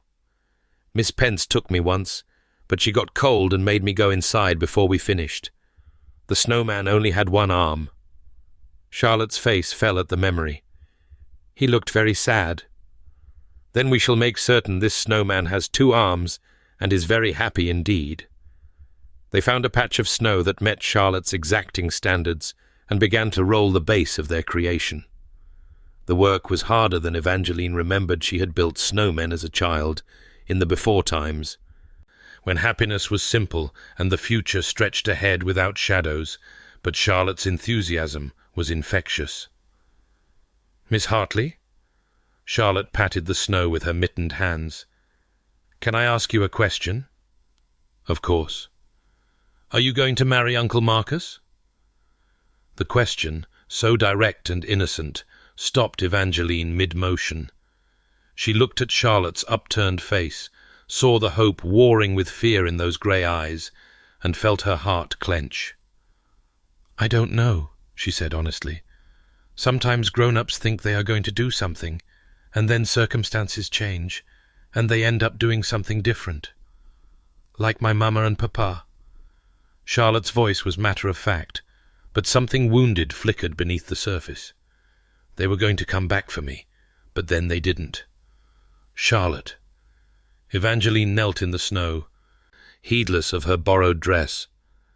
"What happened to your parents was not your fault. They loved you very much." "How do you know? You never met them." "Because anyone who met you would love you. It's impossible not to." Charlotte studied her with the unnerving perceptiveness of childhood. "Uncle Marcus says love is dangerous. He says it makes people do foolish things." "Your uncle?" Evangeline hesitated, choosing her words carefully. "Your uncle has been hurt very badly by love. When someone hurts you, it's natural to want to protect yourself from being hurt again. But that doesn't mean love itself is bad. It just means we have to be careful with it." "Are you going to hurt Uncle Marcus?" The question was so unexpected that Evangeline could not immediately respond. She thought of Marcus, his walls, his wounds, his careful distance from anything that might touch his heart. She thought of the way he looked at Charlotte, the softness he could not quite hide. "I would never hurt your uncle on purpose," she said finally. "But sometimes people hurt each other without meaning to, Charlotte. That's part of being human." Charlotte considered this with the gravity of a judge delivering a verdict. "I think you should marry him," she said at last. "He needs someone to make him smile. He doesn't smile enough." Look! I found sticks for arms!" The moment passed as Charlotte bounded away to collect her treasures. Evangeline remained kneeling in the snow, her borrowed dress soaked through, her heart aching with an emotion she could not name. This was dangerous. All of it. Charlotte's attachment, her own growing fascination with Marcus, the way this borrowed life was beginning to feel almost real. In 3 days, she would leave Thornfield Manor and return to her cramped rooms in London, to her sick mother and her endless worries and her careful, colourless existence. This was a fantasy, nothing more, and fantasies always ended in disappointment. But as Charlotte returned with her sticks and stones, her cheeks flushed with cold and her eyes bright with joy, Evangeline found herself unable to care about the inevitable ending. For this moment, in this snow-covered garden, with this child who had somehow claimed a piece of her heart, she would allow herself to pretend. They built their snowman with 2 arms and a lopsided smile, and when Charlotte declared it the finest snowman in all of England, Evangeline did not disagree. The evening brought a new round of social obligations, a formal dinner followed by games in the drawing-room.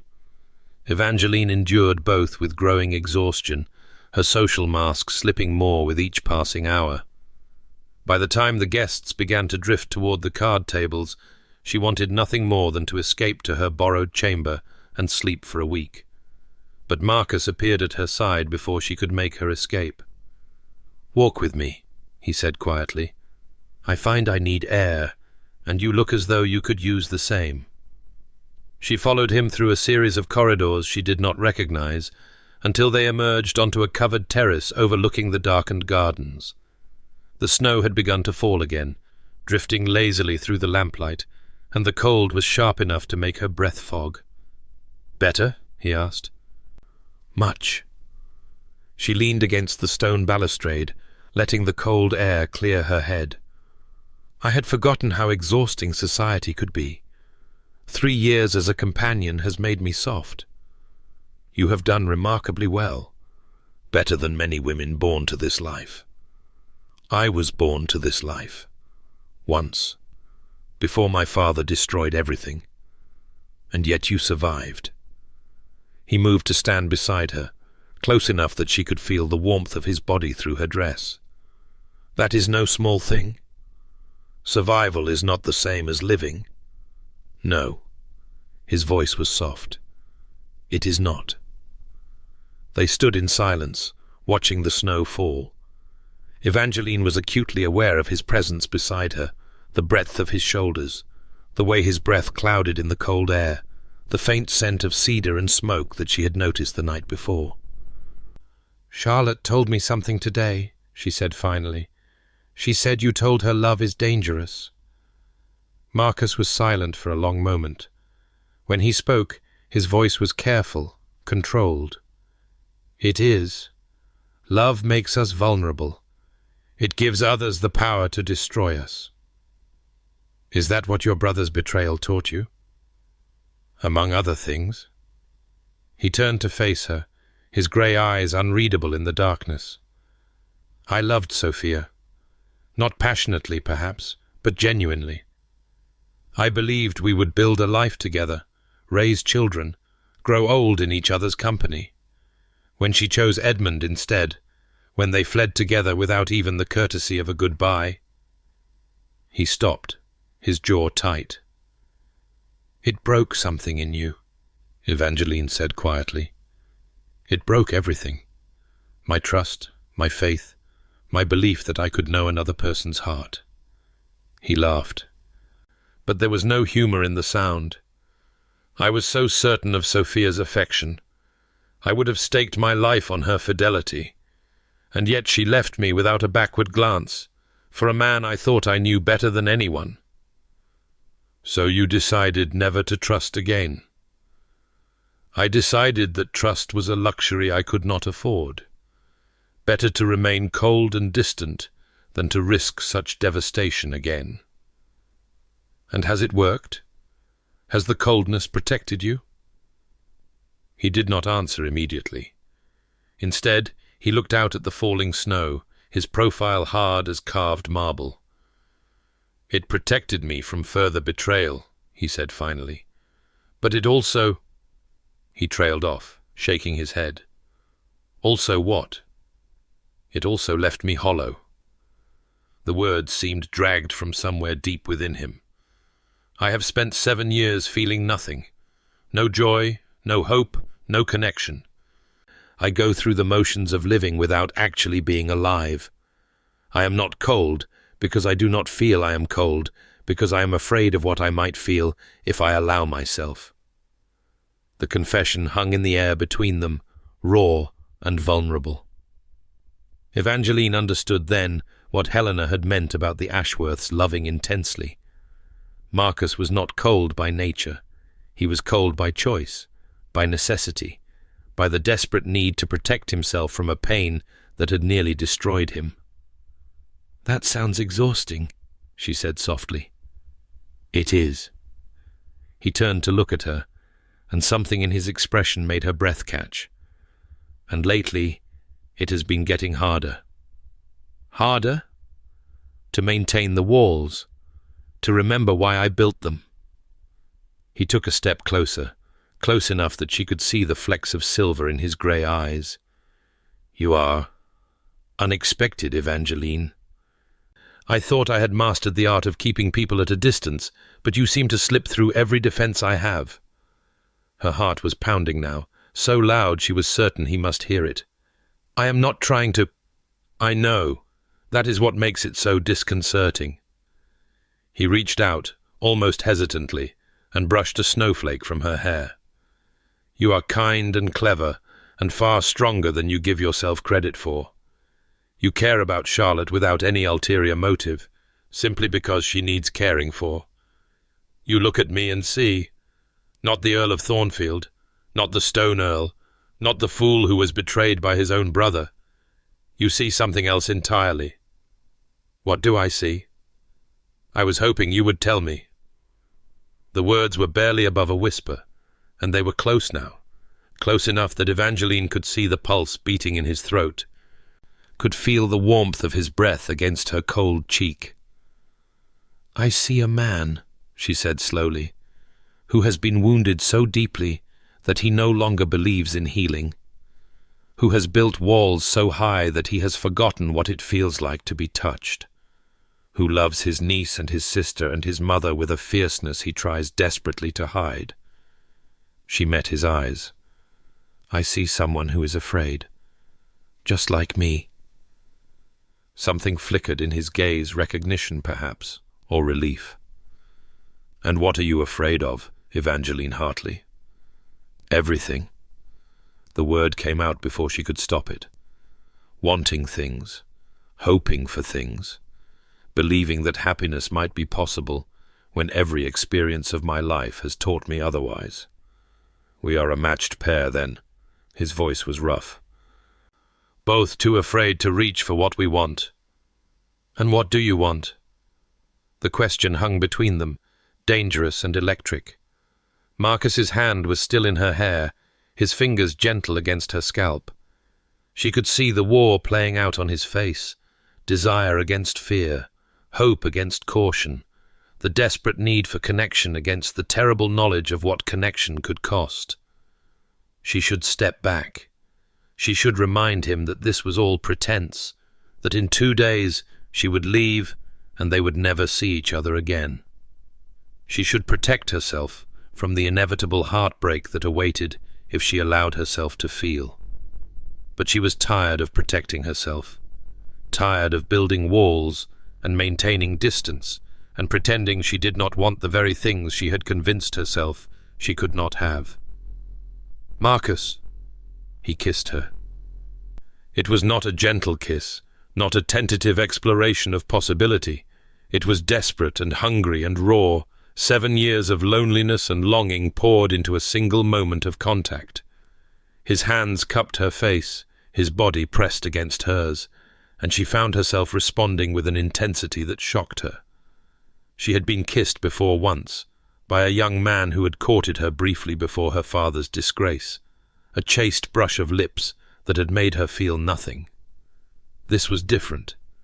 This was fire and hunger, and a need so profound it frightened her. When they finally broke apart, both breathing hard. The snow was falling thick around them. "That was," he began, "Miss Hartley, Lord Thornfield." The voice shattered the moment like glass. They sprang apart as Miss Pence appeared in the doorway to the terrace, her face white with distress. "It's Lady Charlotte," she gasped. "She's taken ill. A fever, it came on so suddenly."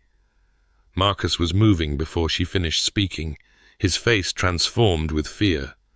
Evangeline followed, her heart pounding, the kiss already fading into unreality. Charlotte's chamber was bright with lamplight and heavy with the smell of illness.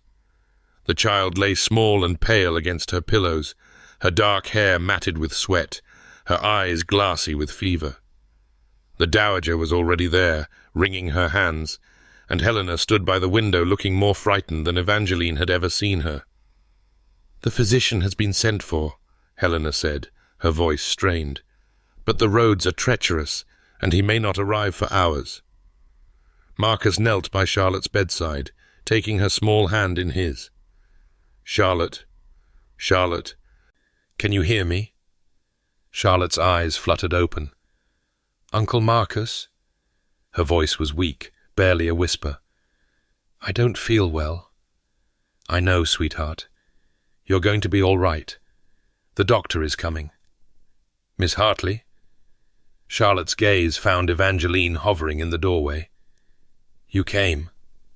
"Of course I came." Evangeline moved to the bedside, her throat tight with fear. "I promised, didn't I?" "Stay with me?" Charlotte's hand reached for hers, small and burning hot. "Please." Evangeline looked at Marcus, saw the terror barely contained behind his eyes, and made her decision. "I'm not going anywhere," she said. "I'll stay right here until you feel better."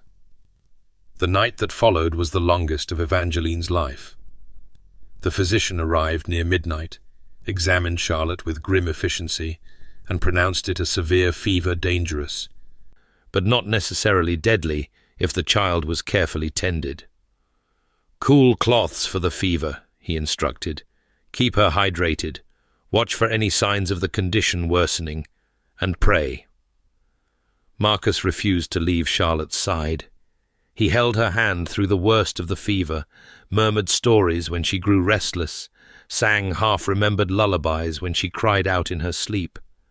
The cold, distant Earl had vanished entirely, replaced by a man who loved this child so fiercely that his fear was palpable. Evangeline stayed too. She fetched fresh cloths when the old ones grew warm, brought tea that went cold and untouched, held Charlotte's other hand when the child's grip tightened with pain. She watched Marcus across the bed, saw the devotion written plain on his face, and felt something fundamental shift in her heart. Near dawn, the fever broke. Charlotte's eyes opened, clear for the first time in hours, and she looked between her uncle and Evangeline with confusion. "Why are you crying, Uncle Marcus?" Marcus laughed, a broken sound that was half sob.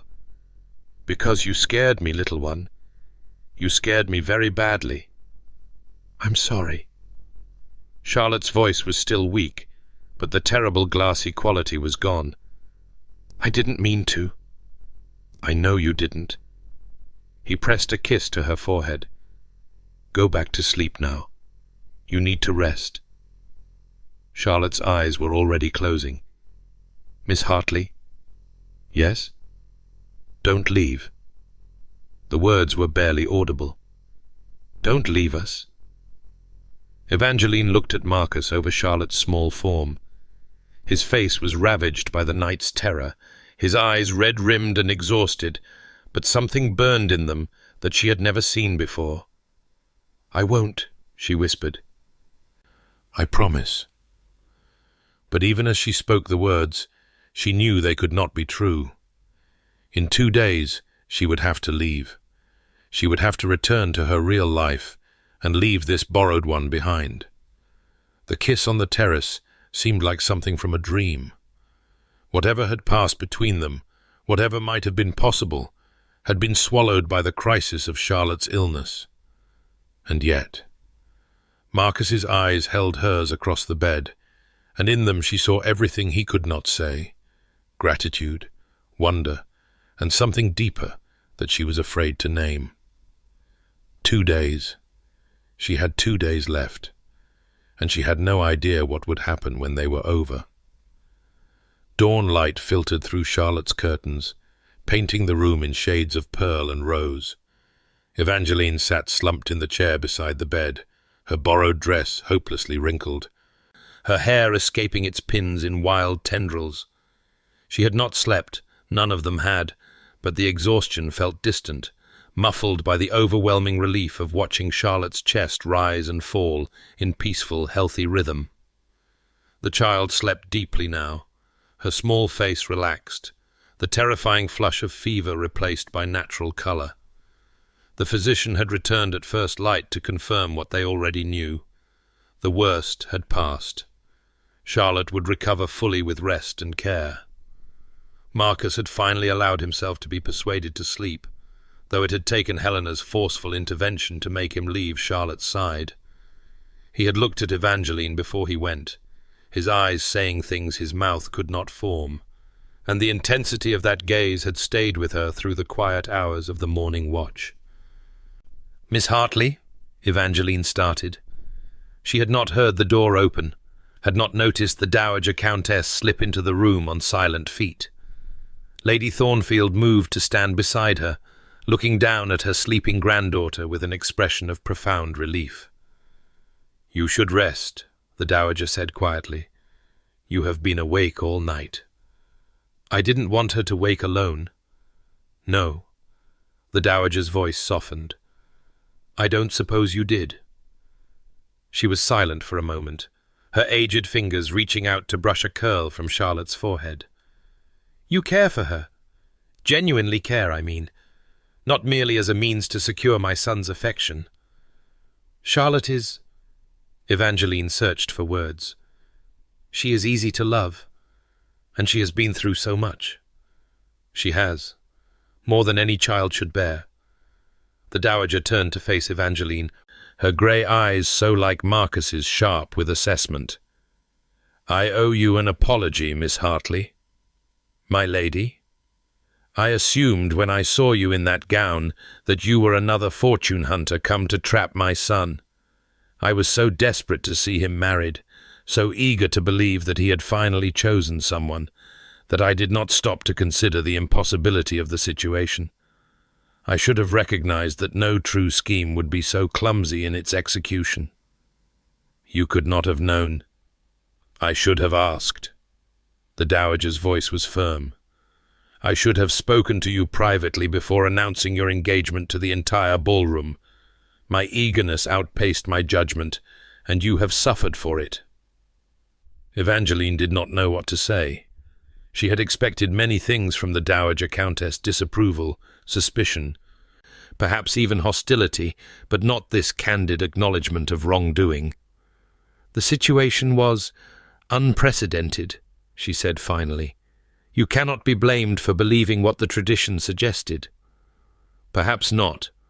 But I can be blamed for perpetuating the deception, for placing you in a position where refusal was impossible." The Dowager paused, her expression growing thoughtful. "I have watched you these past 2 days, Miss Hartley. I have seen how you navigate our world with grace, despite having every reason to despise it. I have seen how you defend Charlotte against the snide comments of small-minded guests. I have seen how you look at my son when you think no one is watching." Evangeline's cheeks flushed. "My lady, and I have seen how he looks at you." The Dowager's voice was gentle now. "Marcus has not looked at anyone that way in 7 years, not since Sophia Whitmore broke his heart and convinced him that love was merely another word for betrayal.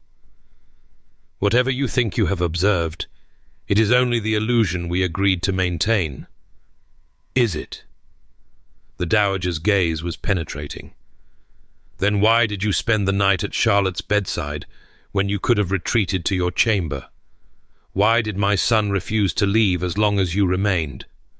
Why, when I looked in an hour ago, Were you holding hands across my granddaughter's bed, as if the contact was the only thing keeping either of you upright?" Evangeline had no answer. She remembered the moment the dowager spoke of Marcus's hand finding hers in the dark hours before dawn, his fingers intertwining with hers, neither of them speaking, because words seemed inadequate to contain what they were feeling. She had told herself it meant nothing, that it was merely the intimacy born of shared fear and shared relief. But she knew, even then, that she was lying to herself. "I do not know what is between your son and me," she said quietly. "I know only that in 2 days I must leave. I have a mother who needs me in London, a position that I have almost certainly lost by agreeing to this charade.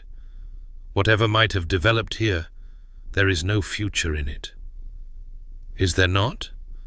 The dowager's voice was soft. "My dear girl, do you truly not see what you have done? You have woken something in my son that I feared dead forever. You have given Charlotte hope that she might have a mother figure who will not disappear. You have reminded this family what it feels like to have warmth in our midst." She paused. "And you have done all of this while believing yourself unworthy of the very happiness you have brought to others." Evangeline's throat tightened. "I am not unworthy. I am merely realistic." "You are afraid." The dowager's tone was matter-of-fact. "You have been afraid for so long that you have forgotten any other way of being. But fear is not the same as wisdom, Miss Hartley, and protecting yourself from hope is not the same as protecting yourself from pain." Before Evangeline could respond, a small voice interrupted them. "Aunt Margaret?" Charlotte's eyes had opened, cloudy with sleep, but clear of fever. "Is Miss Hartley still here?" "I'm here." Evangeline leaned forward, taking Charlotte's small hand in hers. "I told you I would stay. I was afraid you would leave while I was sleeping." Charlotte's voice was weak but determined. "Everyone leaves while I'm sleeping." The words struck Evangeline like a physical blow. She thought of everything this child had endured: her parents' abandonment, her subsequent orphaning, the endless parade of governesses and servants who came and went without warning. Charlotte had learned, at an age when most children were learning to read, that love was temporary and people could not be trusted to stay. "I am not going to leave while you're sleeping," Evangeline said, her voice rough with emotion. "I promise." "But you are going to leave." Charlotte's grey eyes, so like her uncle's, held an understanding far beyond her years. "Everyone says the house party ends tomorrow. That means you'll go back to London and I'll never see you again."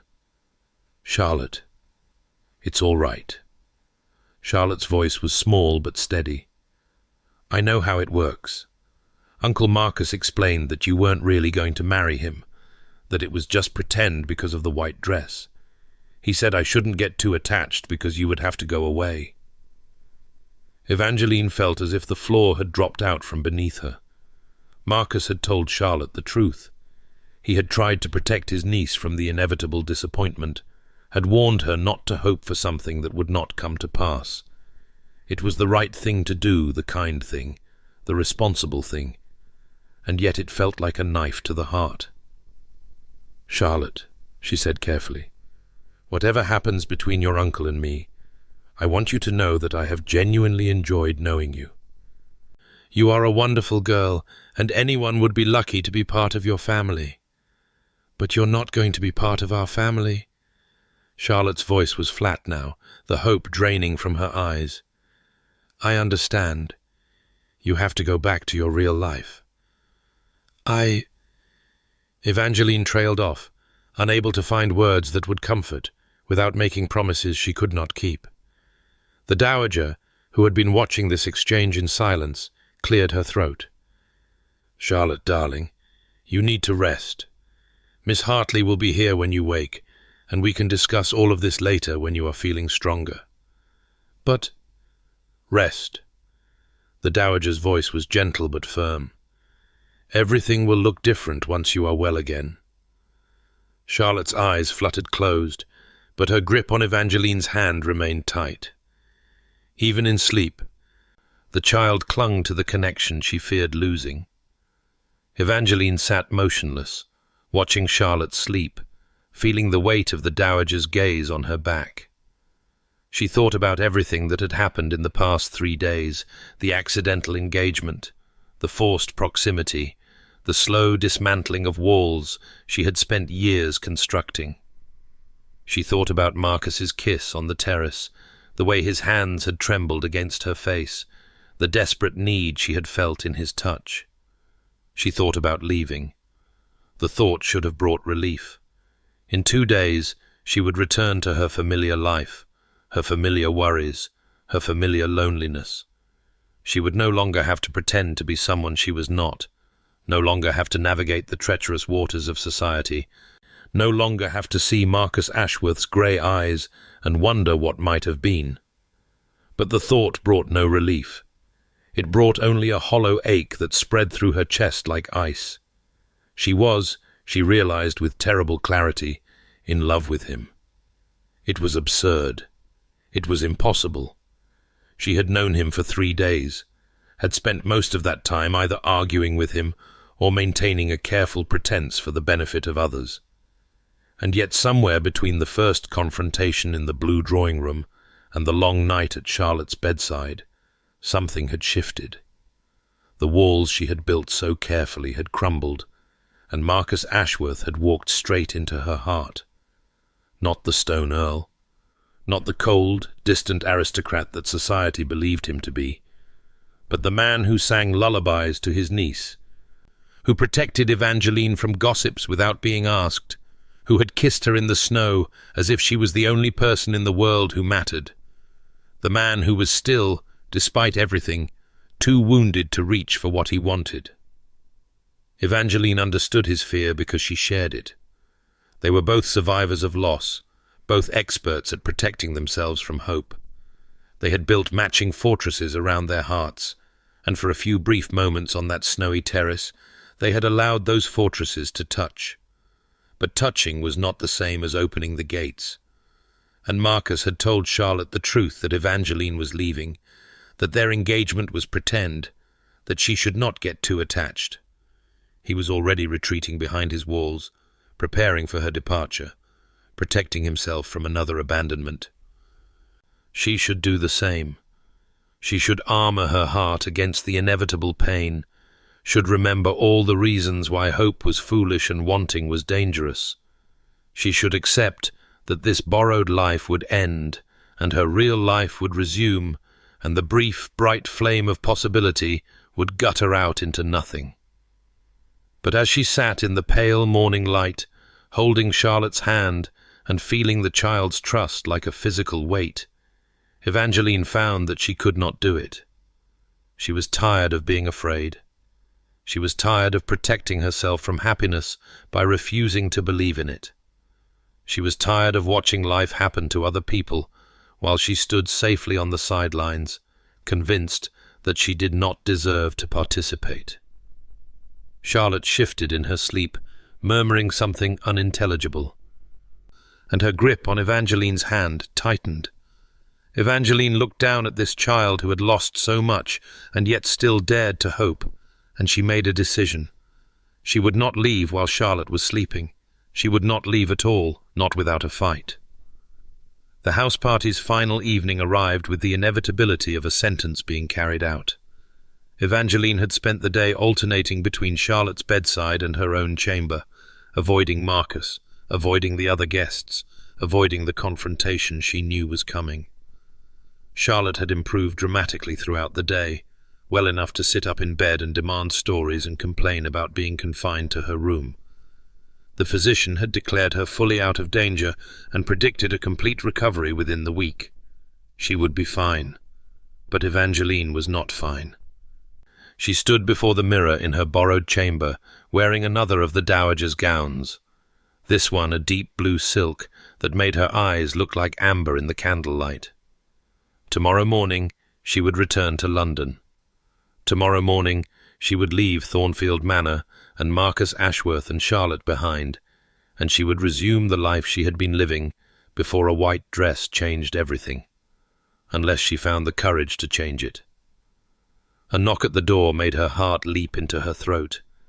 She had been expecting this, had known that Marcus would come to her eventually, that they would need to discuss the terms of their parting and the story they would tell to explain the ended engagement. But when she opened the door, it was not Marcus standing in the corridor. It was Helena. "May I come in?" Helena's voice was unusually subdued. "I have something to tell you, and I would rather not say it where servants might overhear." Evangeline stepped aside to let her enter, her confusion growing. Helena moved to the window, looking out at the snow-covered grounds with an expression Evangeline could not read. "I have been speaking with my brother," Helena said finally. "He came to me this afternoon, looking like a man who has not slept in weeks, which, given the past few days, I suppose is accurate enough, and told me that he intends to release you from the engagement tomorrow. He plans to announce that you have ended things due to pressing family concerns in London, and he will ensure that no blame attaches to your name." "That was always the plan," Evangeline said carefully. "Yes, I know, but here is the interesting thing." Helena turned to face her. "When I asked Marcus if this was what he wanted, if ending the engagement was truly his choice, he could not answer me. He stood there, the most articulate man I know, and he could not form a single word." Evangeline's heart began to pound. "What are you saying?"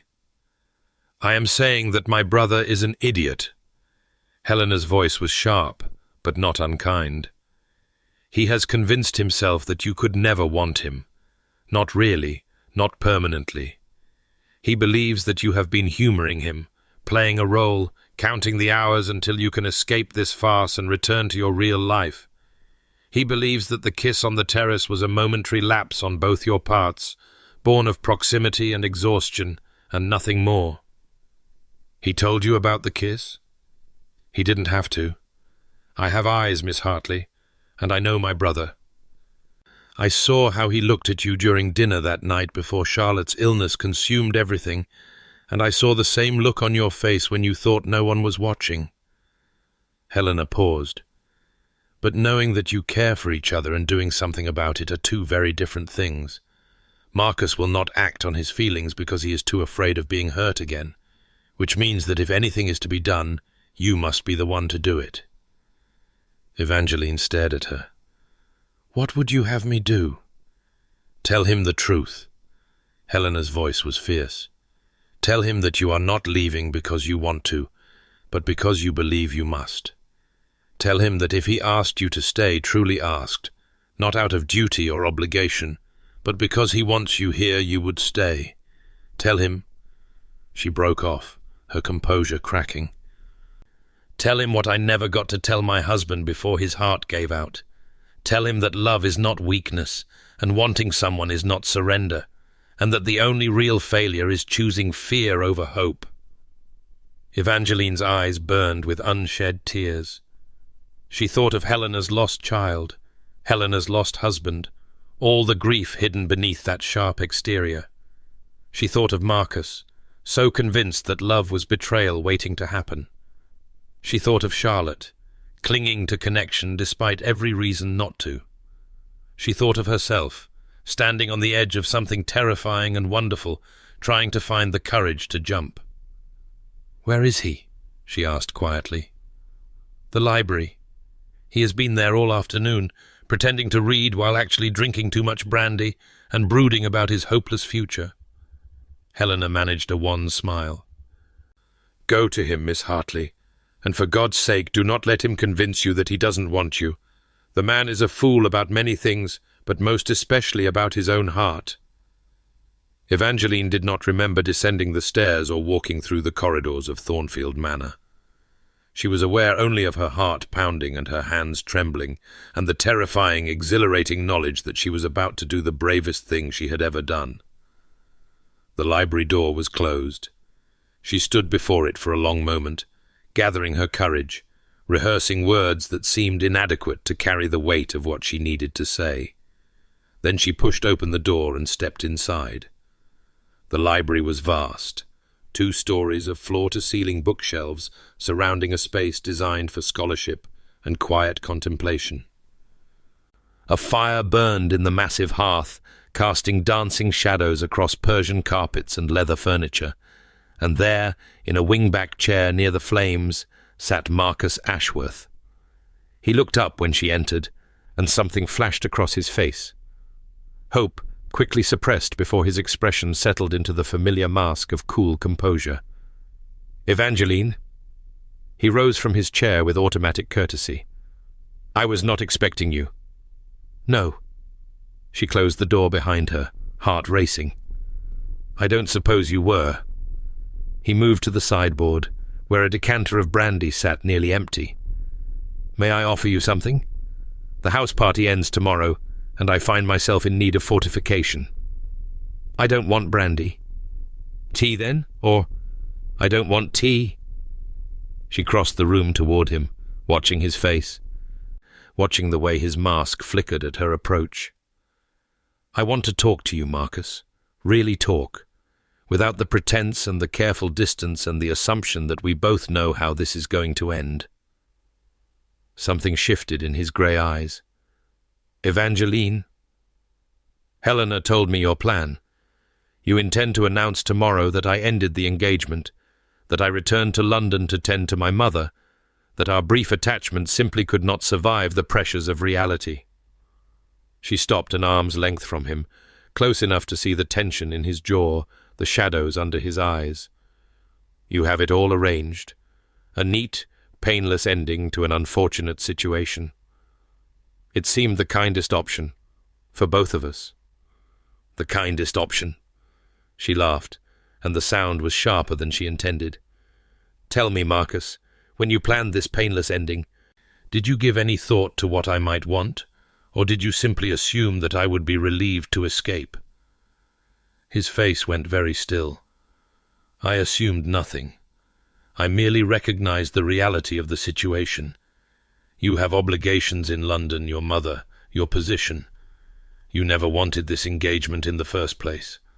Allowing you to return to your life with your reputation intact seemed the least I could do."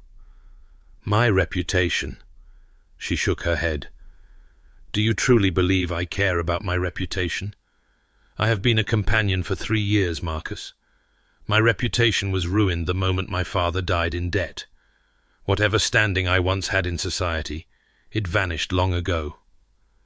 "Then what do you care about?" The question hung between them, sharp-edged and dangerous. Evangeline looked at this man, this wounded, wary, impossible man, and felt the last of her walls crumble into dust. "I care about Charlotte, who looked at me this morning with eyes that expected abandonment and asked me not to leave while she was sleeping. I care about your sister, who lost a husband and a child and still found the courage to fight for connection. I care about your mother, who wanted so desperately to see you happy that she announced an engagement that didn't exist and set this whole impossible situation in motion." She took a step closer, close enough now to touch him, though she kept her hands at her sides. "And I care about you, Marcus. God help me. I care about you more than I have ever cared about anyone in my life, despite every sensible instinct telling me that caring about you is the most foolish thing I could possibly do." His breath caught. "Evangeline, you told Charlotte the truth about us. You warned her not to get attached because I would be leaving. And when she told me that this morning, looking at me with those grey eyes so like yours, do you know what I felt? I was trying to protect her. I know you were. But what I felt was not gratitude for your protection. What I felt was grief, because I realized that you had already given up. You had already decided that whatever was growing between us could not survive, and rather than fight for it, you chose to manage its ending." "There was nothing to fight for." His voice was strained. "We barely know each other. What happened on the terrace," she interrupted, "was the most honest moment I have experienced in 3 years. You kissed me like I mattered, like I was real to you, not just a problem to be solved or a reputation to be protected or an inconvenient complication in your carefully ordered life. She drew a shaking breath. When was the last time you allowed yourself to feel something real, Marcus? When was the last time you reached for what you wanted instead of what was safe? He was silent for a long moment. When he spoke, his voice was rough. I cannot do this again, Evangeline. I cannot allow myself to hope for something only to have it torn away. When Sophia left, when Edmund... He stopped, his jaw working. I nearly did not survive it. The betrayal, the humiliation, the destruction of everything I believed about love and trust and the possibility of happiness. If I allow myself to feel those things again, and they are taken from me again, they won't be. You cannot know that. No. She reached up and touched his face, felt him flinch at the contact before leaning into it despite himself. I cannot know that. No one can. Love is always a risk, Marcus. It always has been. But the alternative, the endless cold, the eternal loneliness, the slow death of never feeling anything at all, is that truly preferable to the chance of being hurt? It is safer. Safe is not the same as living. She echoed his words from days before, saw him recognize them, saw the flicker of surprise in his eyes. You told me that yourself, on the morning after the ball. I have been thinking about it ever since, about all the ways I have chosen safety over living, fear over hope, the certainty of nothing over the possibility of something. Her hand was still on his face. She could feel the tension thrumming through him, the war between desire and fear that mirrored her own. I am not Sophia, she said quietly. I am not going to betray you. I am not going to run away with someone else or abandon you for a better offer. I have no fortune to tempt lesser men, no beauty remarkable enough to inspire madness, no connections that could advance anyone's ambitions. All I have is this. She pressed her hand against his chest, over his heart. A heart that has spent 3 years pretending it did not want anything, and has discovered in the space of 3 days that it wants everything. Specifically, it wants you. Marcus stared at her. She could see him struggling, see the walls trying to rebuild themselves, see the old fears clawing for purchase. What are you asking me? His voice was barely above a whisper. I am asking you to be brave. She met his eyes, letting him see everything, her fear, her hope, her desperate, terrifying love. I am asking you to choose possibility over certainty. I am asking you to let me stay, not because of the engagement or the gossip or the expectations of your family, but because you want me here. Because this thing between us, whatever it is worth fighting for. And if I cannot? The words seemed dragged from somewhere deep inside him. If I am too broken, too afraid, then I will wait. She cut him off gently. I will go back to London and tend to my mother and find another position, and I will wait, because I have spent 3 years believing that I did not deserve happiness. And in 3 days you have shown me that I was wrong. I will not give that up easily, Marcus. I will not give you up easily. The silence that followed was absolute. Evangeline stood with her hand on his heart, feeling it pound beneath her palm, watching emotions flicker across his face too quickly to name. Then he moved. His hands came up to cup her face, both hands, trembling slightly, unbearably gentle. He looked at her as if she was something precious and impossible, a miracle he had not expected and did not know how to hold. You terrify me, he said softly. I know. You terrify me too. I have not felt anything in 7 years, and now I feel everything too much all at once. I know. She covered his hands with hers, holding them against her face. I know. I do not know how to do this. I do not know how to be the man you deserve. I do not know. Neither do I. She smiled, feeling tears prick her eyes. We can figure it out together. He kissed her, then not desperately, as he had on the terrace, but slowly, reverently, as if he was learning her mouth for the first time. His hands tangled in her hair, her borrowed pins scattering across the library floor, and she pressed herself against him and felt something that had been frozen for a very long time begin to thaw. When they finally broke apart, both breathless, his forehead rested against hers. "Stay," he said. "Not because of the engagement or the gossip or anyone's expectations. Stay because I am asking you to. Stay because I am too selfish to let you go. Stay because—" He swallowed hard. "Stay because I love you, Evangeline. God help me, I love you, and I have no idea when it happened or how. But it is the truest thing I have felt in years." The words struck her like sunlight breaking through clouds. She had not expected them, had not dared to hope for them, and now that they had been spoken, she did not know how to contain the joy that flooded through her. "I love you too," she whispered. "I think I have since the first moment you looked at me across that ballroom, and I certainly have since you held my hand through the night while Charlotte fought her fever. I love you, Marcus Ashworth, and I will stay for as long as you want me." "Forever, then." His voice was rough. "I want you forever. Forever is a long time. Not long enough." He kissed her again, and this time there was nothing tentative about it. Only certainty, only need, only the overwhelming relief of two people who had finally stopped being afraid. The announcement came the following morning. Marcus stood at the head of the breakfast table, Evangeline at his side, facing a room full of guests who had gathered expecting to witness the quiet dissolution of an engagement. What they witnessed instead was something rather different.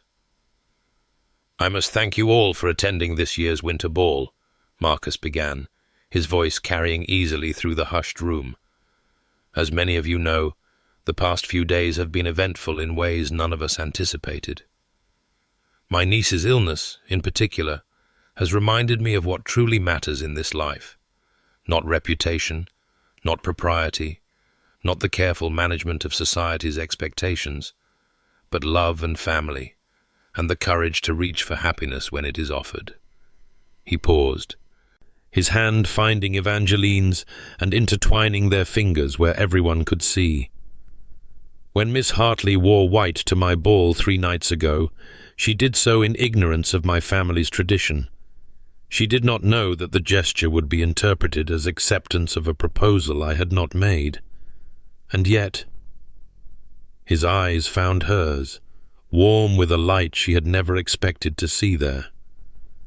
"And yet, I find that fate, in its wisdom, has given me exactly what I did not know I needed. Miss Hartley has agreed to become my wife, not because of the misunderstanding that brought us together, but because in the short time we have known each other, we have discovered something neither of us believed possible." A murmur rippled through the assembled guests. Evangeline saw Lady Jersey's eyebrow rise, saw the dowager's face transform with joy, saw Helena smile for the first time since her brother's betrayal 7 years ago. "The wedding will take place in the spring," Marcus continued. "You are all, of course, invited, and I hope—" His voice softened. "I hope that you will wish us well as we embark on this unexpected journey together." The room erupted in applause and exclamations. Guests surged forward to offer congratulations, their earlier skepticism apparently forgotten in the romance of the moment. Evangeline found herself embraced by the dowager, kissed on both cheeks by Helena, and subjected to Lady Jersey's penetrating scrutiny before the older woman pronounced her surprisingly suitable, all things considered. But through it all, Marcus's hand never left hers. Later that afternoon, They stood together in Charlotte's chamber. The child was sitting up in bed. Colour returned to her cheeks, eyes bright with recovered health, and something that looked remarkably like hope. "Uncle Marcus says you're going to marry him," Charlotte said, looking between them with the skeptical assessment of a child who has learned not to trust good news. "Really marry him, not pretend marry him." "Really marry him," Evangeline confirmed. "If you approve, that is." Charlotte considered this with great seriousness. "Will you live here, at Thornfield?" "Yes." "And you won't leave, even when I'm sleeping?" Evangeline knelt beside the bed, taking Charlotte's small hand in hers. "I will never leave while you're sleeping. In fact, I intend never to leave at all. I'm going to be your aunt, Charlotte, which means I'm going to be here for everything breakfast and bedtime and snowmen and puppies and all the ordinary, wonderful moments in between." "Puppies?" Charlotte's eyes went wide. "Uncle Marcus said I couldn't have a puppy until I was older." "I have been persuaded to reconsider my position," Marcus said dryly. "Miss Hartley made a compelling argument." "She did?" Charlotte looked at Evangeline with new respect. "What did you say?" "I said that every child deserves a friend who will love them unconditionally, and that sometimes the best healing comes from having something small and warm to take care of." Evangeline smiled. "Your uncle agreed, eventually." Charlotte threw her arms around Evangeline's neck, hugging her with the fierce intensity of a child who has finally found something worth holding on to. "I'm glad you wore the white dress," she whispered. "I'm glad you're staying." "So am I," Evangeline whispered back. "So am I." 7 years later, Thornfield Manor blazed with light. The annual winter ball was in full swing, the ballroom filled with glittering guests and the sounds of music and laughter. But in the gallery above, away from the press of bodies and the demands of social obligation, the Countess of Thornfield stood before a portrait and remembered. The painting depicted a man and woman from another era, the 5th Earl of Thornfield and his Countess, the couple whose love story had begun a tradition that had, by accident, transformed Evangeline's life. The woman in the portrait wore white, her hand resting on her husband's arm, her eyes bright with the particular joy of someone who has chosen love over fear. "Mother, Mother, Thomas pulled my hair, and Miss Pence says I have to apologize, but he started it." Evangeline turned to find her daughter barreling toward her, dark curls flying, grey eyes flashing with righteous indignation. Elizabeth was 6 years old, the same age Charlotte had been that fateful winter, and possessed of her father's stubbornness and her mother's sharp tongue. "Did Thomas pull your hair first, or did you do something to provoke him?" Elizabeth's righteous indignation faltered slightly. "I may have hidden his toy soldiers." "And why did you do that?" "Because he said girls couldn't play at war, and I wanted to prove that girls could take prisoners just as well as boys." Evangeline bit back a smile. "While I appreciate the sentiment, perhaps there are better ways to demonstrate gender equality than taking hostages." "What's gender equality?" "Something your Aunt Helena will explain to you when you're older. For now, return Thomas's soldiers and apologize for worrying him. Then you may come back and tell me all about why girls are just as capable as boys at anything they choose to do." Elizabeth considered this proposal with the calculating expression of a born negotiator. "Will there be biscuits?" "Perhaps." "The good ones? With chocolate?" "We shall see how sincere your apology is." Elizabeth grinned her father's grin, Evangeline thought with a pang of love, and scampered off to find her brother and make peace. She would apologize charmingly, secure her biscuits, and probably have Thomas convinced within the hour that the whole thing had been his idea. She was, as Marcus often observed, alarmingly good at getting what she wanted. "Plotting with our daughter again?" Evangeline turned to find her husband approaching, devastatingly handsome in his evening clothes, a sleeping infant cradled against his shoulder. William, their youngest at just 3 months, was oblivious to the ball raging below, his tiny fists curled against his father's lapel. "Elizabeth has been taking prisoners of war," Evangeline said. "I have sent her to make reparations." "She gets that from you." "The prisoner-taking or the reparation-making?" "Both." Marcus shifted William slightly, his free hand reaching out to draw Evangeline close. "Though I seem to recall making a few reparations of my own that first winter. I believe they involved puppies." Evangeline laughed, leaning into his warmth. Through the gallery windows, she could see the ballroom below, the swirling dancers, the glittering jewels, the whole elaborate pageant of society at play. Charlotte was down there somewhere, no longer the frightened child she had been, but a confident young woman of 13, who had, according to the evening's gossip, attracted the admiring attention of more than one young gentleman. "Are you going to be one of those fathers?" Evangeline asked. "The ones who glare at potential suitors and make dire pronouncements about dueling?" "I was considering it. Helena has offered to assist with the glaring. Poor Charlotte. She'll never be allowed within 10 feet of an eligible man." "That is the general idea, yes." Marcus's voice was light, but his eyes, when they met hers, were serious. "I know what it is to be hurt by love, Evangeline. I want to protect her from that. You cannot protect her from everything, and you cannot protect her from love at all. It finds a way regardless of glares and dueling threats." Evangeline reached up to touch his face, the familiar planes and angles that had become dearer to her than she could have imagined. "What you can do is show her what real love looks like, what it means to choose someone every day through difficulty and joy and everything in between, what it means to be brave. You make it sound easy. It's the hardest thing in the world." She smiled. "But it's also the best." William stirred against Marcus's shoulder, making a small sound of infant discontent. Marcus adjusted him automatically, the gesture so natural now that Evangeline felt her heart clench with love. This man, this wonderful, complicated man, who had once believed himself incapable of feeling, had given her 3 children and a home and a life she had never dared to dream of. He had thawed the ice around her heart and shown her that wanting things was not weakness, that hope was not foolishness, that love was worth every risk it demanded.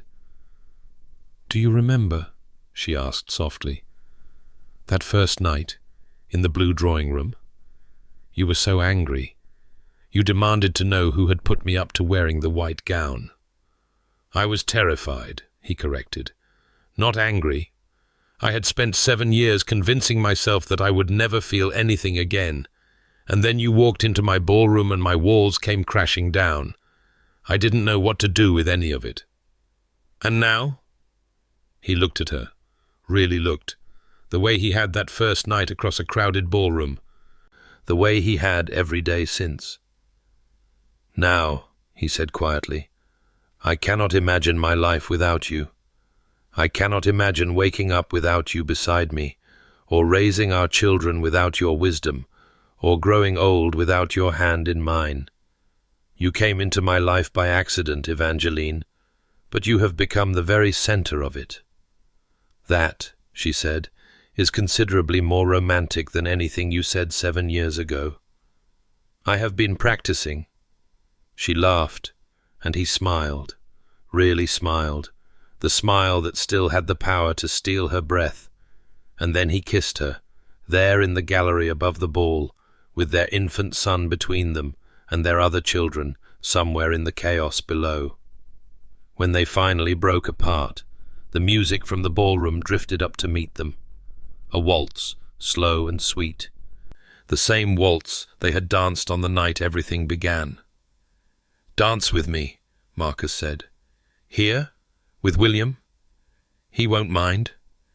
Marcus was already drawing her into position, one arm around her waist, the other cradling their son. "He has excellent taste in music." They danced, there in the gallery, their steps measured to avoid waking the baby, their eyes locked on each other. Below them, the ball continued in all its glittering splendor. Above them, the portrait of the 5th Earl and his Countess looked down with what Evangeline could have sworn was approval. "I should tell you something," she said as they turned. "A story I discovered, about the tradition. The real story, not the one everyone believes." "Oh?" "The 5th Earl's beloved didn't wear white to accept his proposal. She wore it to make one of her own. She was declaring her love, not responding to his. She was choosing courage over fear, hope over safety." Evangeline met his eyes. "She proposed to him, Marcus, just as I proposed to you." "You proposed to me?" His eyebrow rose. "I seem to recall making a rather impassioned speech in the library. After I cornered you and demanded that you stop being an idiot." She smiled. "I believe that counts as a proposal." "Then I accept." He pulled her closer, his lips brushing her forehead. "I accepted 7 years ago, and I accept again now. I will accept every day for the rest of our lives, if you'll let me." "Forever is a long time," she reminded him. "Not long enough," he said, echoing words from another lifetime. "Not nearly long enough." The waltz ended, but they kept dancing, holding each other in the lamplight, their sleeping son peaceful between them. Somewhere below, their daughter was probably negotiating for additional biscuits. Somewhere in the ballroom, Charlotte was dancing with someone who might one day break her heart, or might one day make it whole. Somewhere in the manor, Helena and the Dowager were no doubt plotting something involving grandchildren or ice sculptures or both.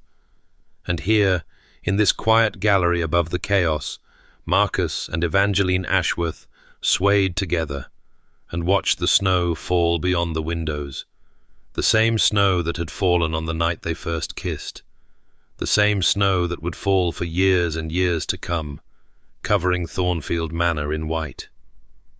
She had worn white to his ball by mistake, but she had stayed on purpose, and that, Evangeline thought as her husband drew her close and their son sighed contentedly between them, had made all the difference.